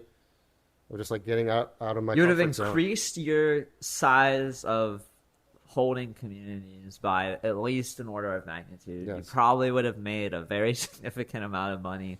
And then you would have all these expectations from a bunch of holders who probably aren't truly aligned with your vision at all, but they want you to do something soon so that there can be hype generated about the thing they just minted. Yes. And then it creates this weird strain on you as an artist where instead of just being able to stream of consciousness create what you need to create, you're now trying to satisfy or satiate this potential mob. It's so difficult. I've seen so many artists go down the route. If you started making art kind of in this space or right before it, the art, it's really tied to the market, and like it's hard to get your head out of that space. And I feel really blessed that basically I'm almost 40, right? Like I had a whole lifetime to sort of like have art have a personal meaning kind of for me, prepare and for this phase of your life. And like when I needed the money, and like thinking about money, like I did well in 2021. I did better in 2022. I've already done better by now than I did last year. That's awesome. That's really cool. Early April, and it's like I can kind of just sit. I don't know, like those 2 editions I did earlier this year, and then I had the 100 ETH one-of-one sale in February. It's like I don't need to do anything. Yeah, you're like, oh, that's great because you have so much. Like at that point, you have so much freedom to really, really kind of just play out whatever your vision for your art is as far as NFTs, and there's no like, all right, I need this much more this year to pay my rent or all this kind of such stuff. a Taxes are good, family's Yeah. good, kid is good. It's like, And so then it's like, if an opportunity comes where you can do something and you really want to do it, fuck yeah, let's do it. But if not, you say, no, I'm good. I don't need to. I need to take more time to just stop and say, like, it's amazing. Yeah. I'm so fucking blessed. Yeah. Yeah. I have a beautiful family, and I can afford to live in a great city. Good and health. Pay for school. Still young and healthy, and I'm making all these new friends every your day. wrist hasn't fallen off. Yes. And I have actually had. They haven't changed the whiteout formula. Like, They're going to discontinue it eventually, but that's like, part of is there a plan for this? Like, I feel like you gotta either stock up or like let that be some sort of changing point in your art and say, okay, this is God telling me that it's time for my next chapter. I've always wanted to kind of make it on my, like, get the secret formula or whatever. That'd be but- kind of fun. But I know photographers who did Polaroid shit, and like they had to stock up on some of that film for Yeah. many years, and it did change their whole. I really. Whatever happens, kind of happens with the work. Kind of like a stream of consciousness. Like, I don't know where it's going. That's what's cool about it. Yeah. Well, it's like your career kind of follows the same path as any one piece of work where it'll go where it goes. Yeah. And But what I have found in Frame the by last couple of frame. years, definitely with people outside the space and people inside the space. Like, I just posted that thing from Times Square, the monolith in Miami. Yeah. Like, this is where social media is healthy. It's like I get a lot of good engagement, but when like I get, holy shit, this is blowing up engagement. It's usually my work in the real world. yes. So like people are attracted to seeing it. yeah. Not just as the work of art on Twitter. They like seeing like human beings walking around it. They like seeing it in the real world. And I do think part of our mission in this space is like bringing this digital art to the real world more and making that more normalized for collectors and normalized for public spaces. And I'm really trying to get into more physical stuff this year. So Nice. hopefully you'll see some of that later this year. But like, That's how can I exciting. keep, it's still NFTs, it's still digitally native, but it's like my work can be like high-end physical stuff Yeah. that like not real collectors, but like collectors who are not quite in the space yet can understand where like the NFT can just be the contract, the provenance. Yeah. It doesn't have to be the thing you're actually collecting. So when are we going to get I'm going to ask this, and then I do have to take like a 10-minute break. Yeah. When are we going to get a flip book of one of your pieces of? I remember I was in like this random little bookstore. We had like I saw an Escher Yeah. flip book. I feel like that'd be really sick. It's something I could do now. Like, so talking Yeah. about pre-NFTs, I've always avoided the merch game. Like Killer Acid's been doing it. He's wearing yeah. a shirt right now. Yeah. The king of that. I have so much respect for what he did pre-NFTs. Like, I could Yeah, I it's could have like- made shirts and skateboards Yeah. and flip books and posters, but I was like, again, like, I don't want to ship stuff out. I don't want to organize this. It's not really what my art's about. Like, I did have a random question I wanted Sure. to ask you. You mentioned comedy a couple times. Is that something that you maybe not like take inspiration from, but is that something that like another form of art that you like really appreciate? It seems like. yeah, it's super strange. So again, talking about my work kind of like revealing itself to me, I always find my work is like, maybe it's to me like pretty dark and twisted and like anxiety induced, like confusion. But I'm a pretty like chill guy. yeah, you're like, oh, I'm frustrated all the time, Yeah. and I'm making my work and stuff. I'm like, It I have doesn't this really like come across. intellectual frustration, but like as a human being, like I love comedy. I actually like, I get talking about Airbnbs versus hotels with my wife. Like the other thing we argue about is TV shows. Oh, yeah. And like I just generally like more lighthearted kind of stuff, and like murder shows just make me like really uncomfortable. What's your favorite kind of forms of comedy? Or... Improv. So I think improv comedy is really similar to what I do. Yeah, I and can I see that. really like listening to comedy podcasts where it's just people riffing and Yeah. conversation and improv, because it's about it's not pre-planned. There's something really exciting about seeing or Yeah. hearing people sort of come up with it on the spot and playing with language. And I think it just informs when I'm drawing. Totally. It lightens the mood for me because, again, I'm like, this is serious business. Yeah. But it's also like hearing people use their brains really gets me off. Yeah. I think stand-up comedy as an art form is similar to what I do, because stand-up comedy the last like 30 years is pretty dark, right? Like stand-up comedy is not like ha ha ha. It's more like confessional And like social critiques of and sort of making people Yeah. feel uncomfortable. Like, oh, he's talking about something that he's Maybe talking about I- taking a maybe shit. I Like, do no one this talks about or- taking a yeah. shit in public. Like, I want my work to sort of be that thing too, where it's like breaking the norms and like getting you out of your comfort zone. And I think comedy is a beautiful Yeah. tool for that. I don't know if my work is funny, but I do think it's surreal and weird and kind of I can see what you mean. Yeah. yeah. What's your? Do you listen to any improv comedy podcasts? There was Yeah, I one mean, that I used to listen to. I can't remember the name off the top of my head, but if you say it, I might remember. Comedy Bang Bang is like Yeah. my go-to. I love Tim Heidecker. He does Oh, a yeah. office hours thing on YouTube Yeah, every yeah. week, and it's him just like pretending to be like it's like all of the comedy today is like pretending to give a shit about. Everyone's so righteous. Yeah. And we're like this woke culture, and just like social media is so angry, and like there's always like some controversy of the day, and politics is such a life is ridiculous. Yeah. And so like to just like pretend to get, like so my like favorite show ever is I Think You Should Leave. Yes, If you've I seen know that. Yeah. Fucking love that show. And this not Your improv, Twitter but account's it's like 30%. yeah. memes but I from the love that show. kind of like absurdist and really just like take it like one bit too far kind of stuff. I'm gonna look up what the name of the podcast. But is. it's the same reason I like Spaces. I just like hearing people talk, kind of And- more unedited, without an agenda, and it feels like it's tapping into like the zeitgeist or what's going on right now. But yeah, what I like about Tim Heidecker's show, like he'll just like be like, last night I had dinner.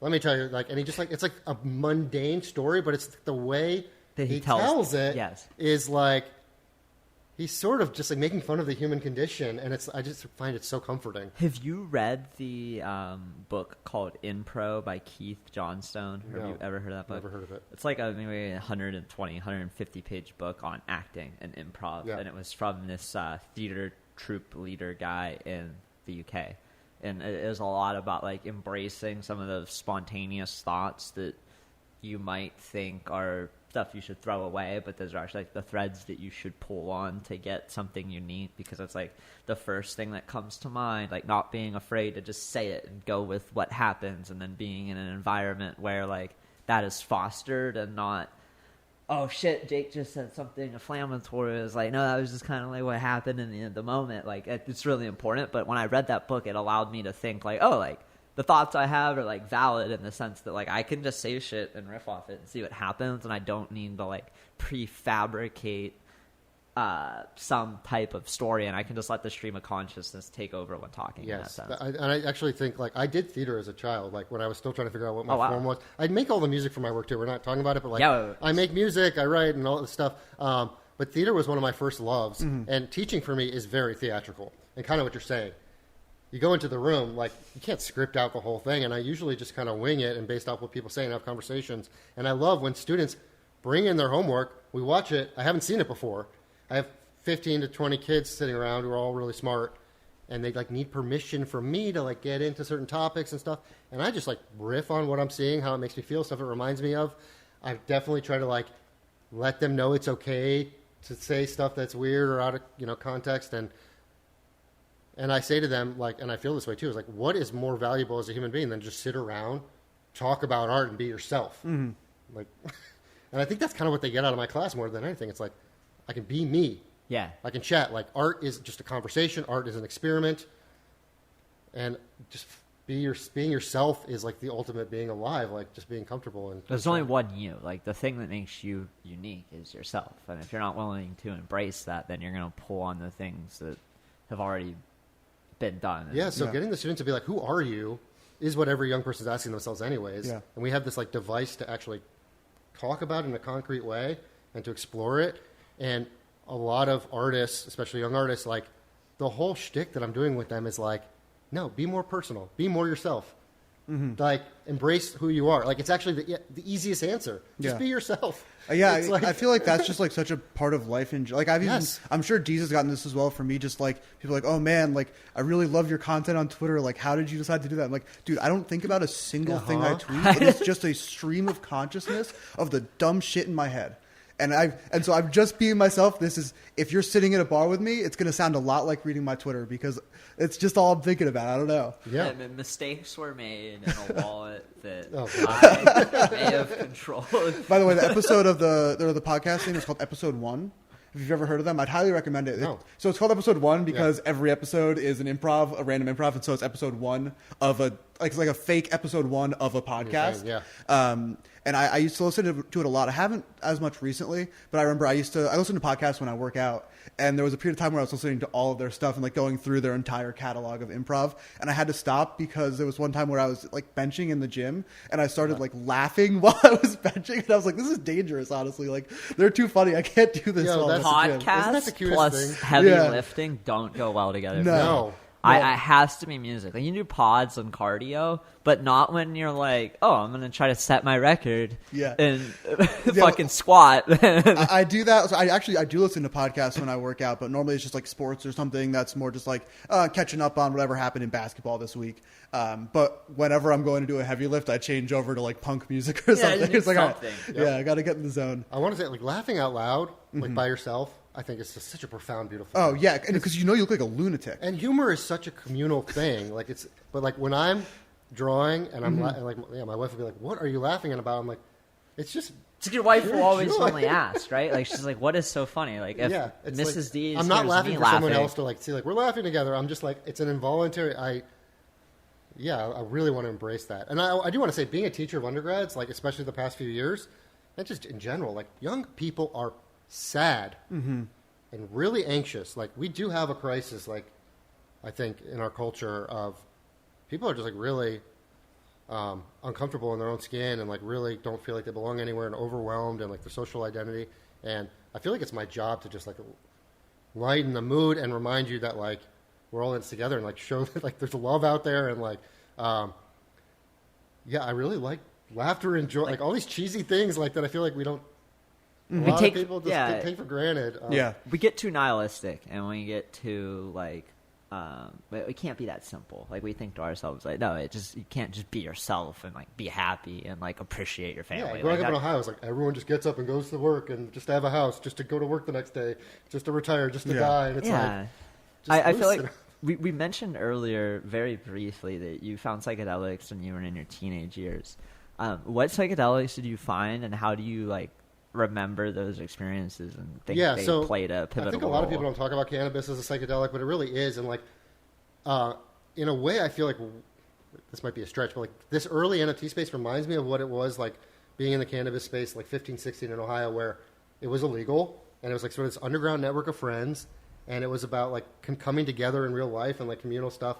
And getting high with my friends was really important. Like finding good shit in Ohio was like fun. And it's a quest. Yeah. And back then, I'm sure you'd even have to smoke more like in the car and drive around because you couldn't do it in anyone's house, and like there was like danger involved with it, and it was sort of like, at that time I was doing mushrooms and stuff, but it's always agreed with me. It's never been like I get really fucked up. It's kind of like I feel more like myself sometimes, when I'm on it.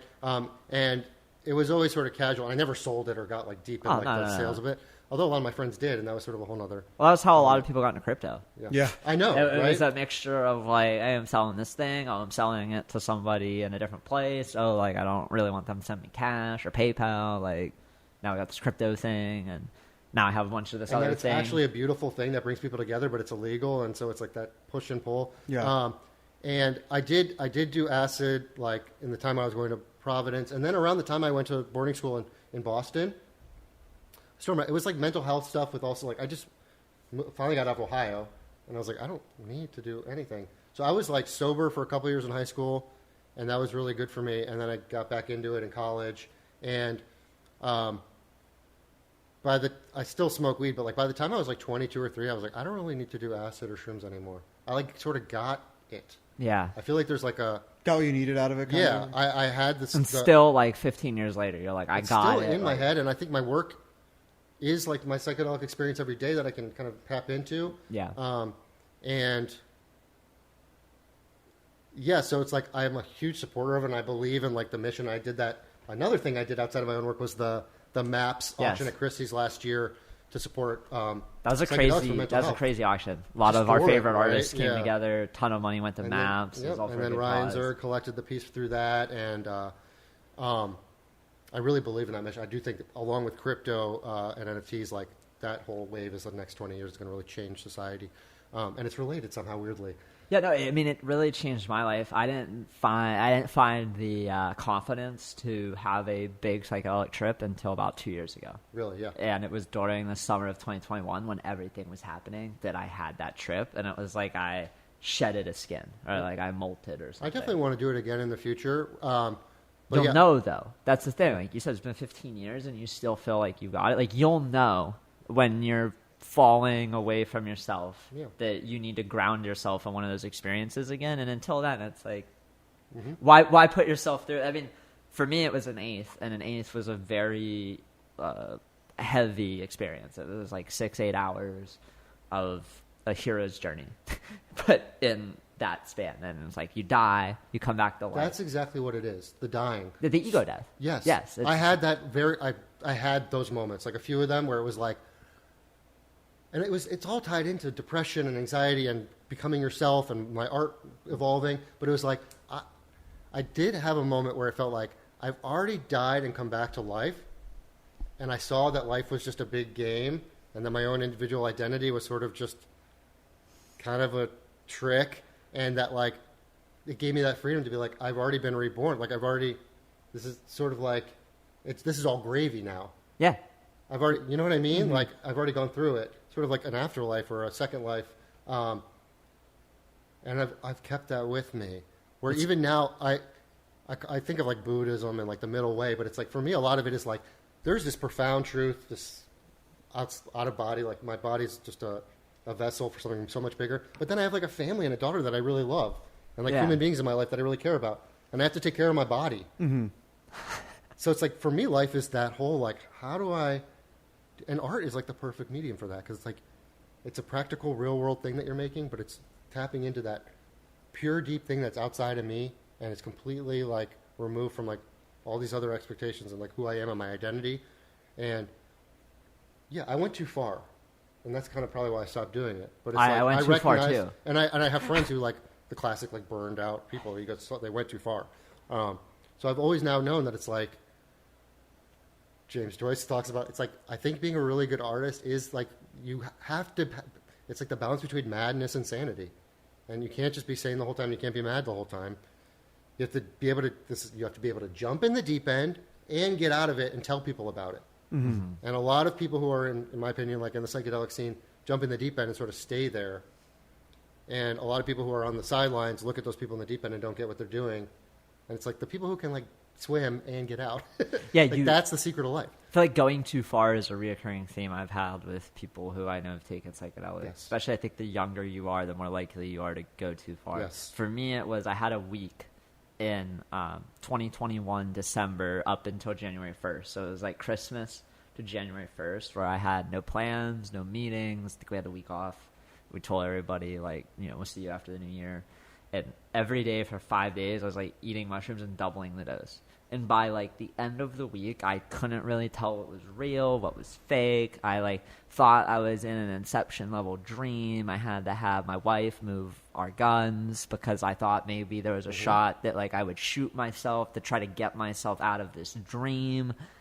And then after that week, I was like, I didn't respect this as a healing thing. I thought this was recreational, maybe like cannabis. Mm-hmm. And since then, I've had a very, like, I feel like my heightened sense when I'm on mushrooms is like doubled. So like when I used to take a half gram, like now I can take a quarter gram and I feel the same feeling. Or like now when I take a gram, it hits me like harder than it should.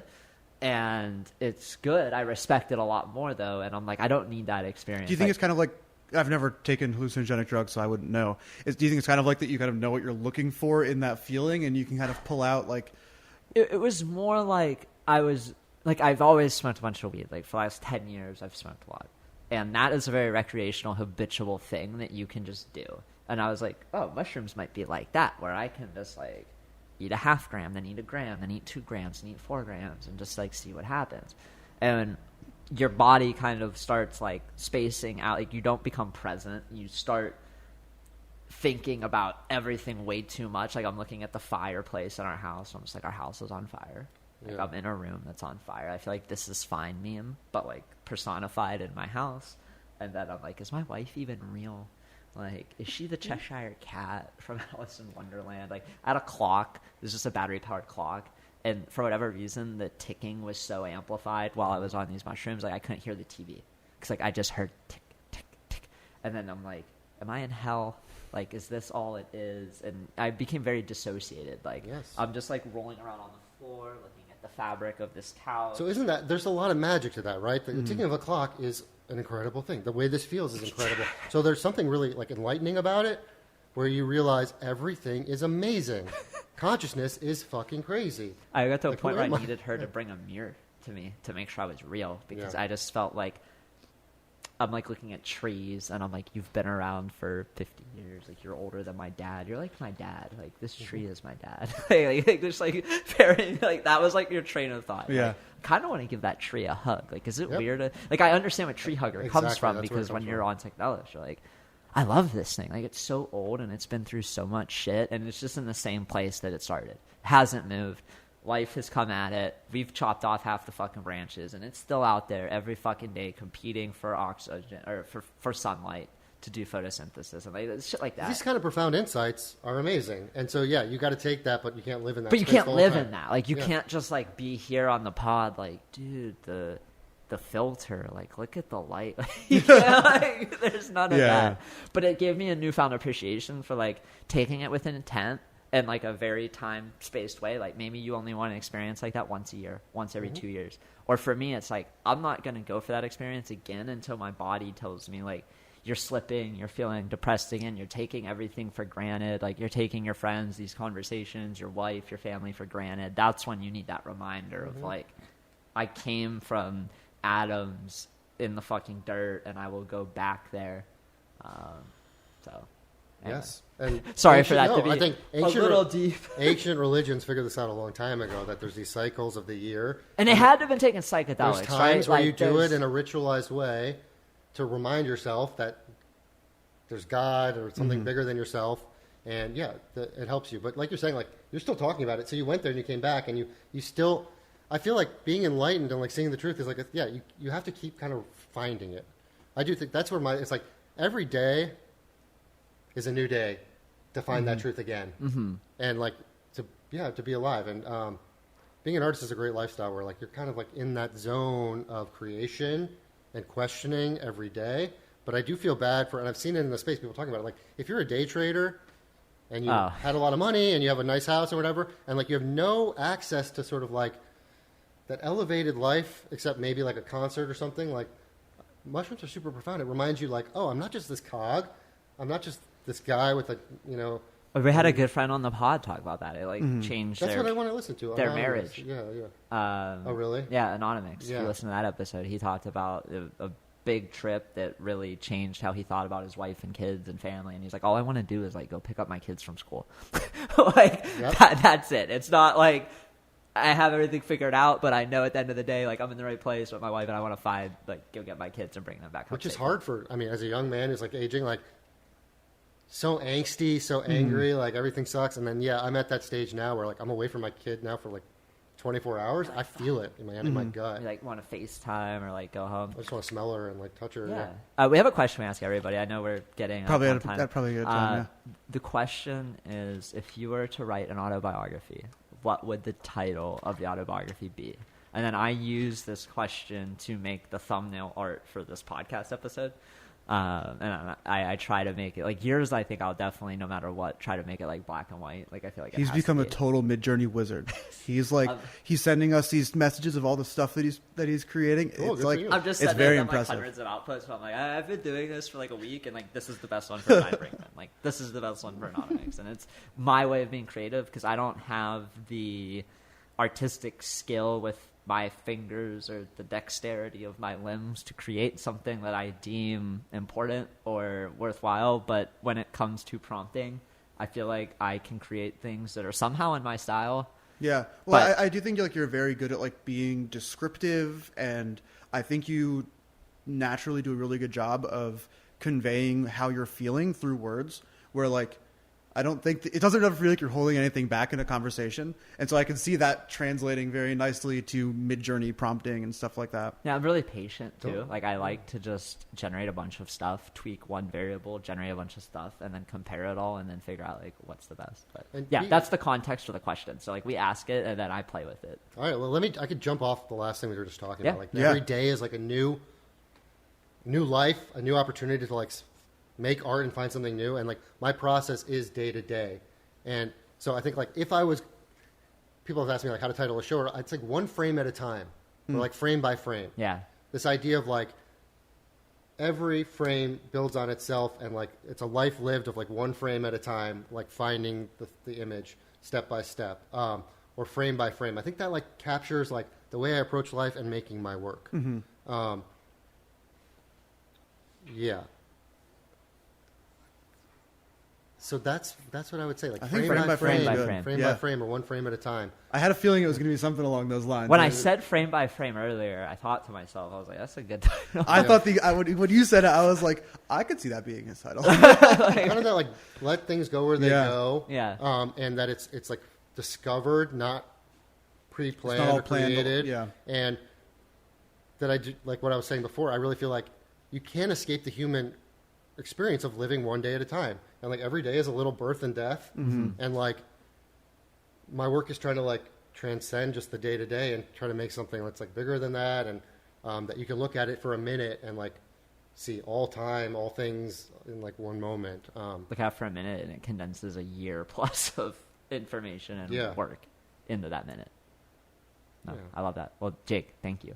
Yeah, thank you so much for doing A this. great conversation. This was awesome. I love getting to sit down with fellow Ohioans. I feel like we're getting up the Ohioan board here. I know. I think as far as crypto related podcasts, we might be in the top of number of Ohioan interviews. Like 20% of our guests are from Ohio. Maybe it's been a heavy amount. So. Yeah, but yeah, if you have anything that you want to share, or like it'll probably be out in June, July. Okay, cool. Yeah, we take our time with it, and that's why like the conversation hopefully is like relatively timeless. We didn't really talk about anything about the current market or anything. Yeah, that's an important thing. Yeah, it's very we intentional. Want people to come back to this in 5 years, listen to it, and be like, "Holy shit!" Like I just got a lot of evergreen, insightful stuff from Jake that wasn't like, "Oh, he did a drop 2 weeks after he did that pod, and those were all the mint details." It's like, no, it's like let's talk about where you came from, where you're going, and what drives you. Yeah, like I said before, like I'm in no rush to like put out a lot of work. I love this space, like beyond myself. I just like really think this is one amazing opportunity to onboard people into art and to make art more mainstream and make it more commonplace and inspire more people to be artists and to collect art. And I'm just so excited to see where it kind of goes. And there's already glimmers, and you can already see kind of where things can lead. And I just want to follow the journey. And I feel, like I was saying, a responsibility to sort of elevate the space with the art that I'm making, show people how to be an artist. So, like, I feel like what I'm doing is trying to figure out what being an artist means in 2023 and how to navigate the space is like one day at a time. Yeah. Just figuring it out. But one thing that's definitely true is like it's ultimately about people. Like my fans, my collectors, other artists, devs, like it's this community, other people, we're building something together. So I'm just trying to like be a part of the community and have my work be part of the conversation. And I feel like it's going to serve my work. And ultimately, I just want my work to be historicized and preserved and like honored. And I'm really excited about the way this space is doing that. And it's going to be really cool to look back in like 20 years and see where. Oh yeah, I can't wait. It's gonna be fun. Yeah. But dude, thank you Sweet. so much. Pleasure. Yeah, Talk to both of you, thank you. man. Yeah. This is great. I feel like I'm walking away with such a wider understanding. I'm gonna look at the pieces a lot differently now, I think. Yeah. I feel like I want to slow them down now. Like I'm like, let me do like 25% speed. That, talking about, I don't know if we're still recording, but like that's something I do want to play around with more is like front end UI where it's like you can look at my pieces and sort of play with them more, or break them apart. Maybe have like a scale of how fast it's going or something like that. I've always wanted one of those like it's like the podcast slider, but for the piece, it's like 0.25 to 2x. Yeah, you can do it already on YouTube. Like it's built into YouTube. Yes. That'd be cool. Yeah. Maybe we can get some inspiration for our showroom stuff. Try to get some fun customization going. That would be the first thing we do is just open up his work and click the play button on all of them. Yeah. And then just sit there while watching all 4 at once and be like, oh my God, why am I doing this? All right. Yeah, thank you, Jake. All right, guys. Thank you. Thank you so much.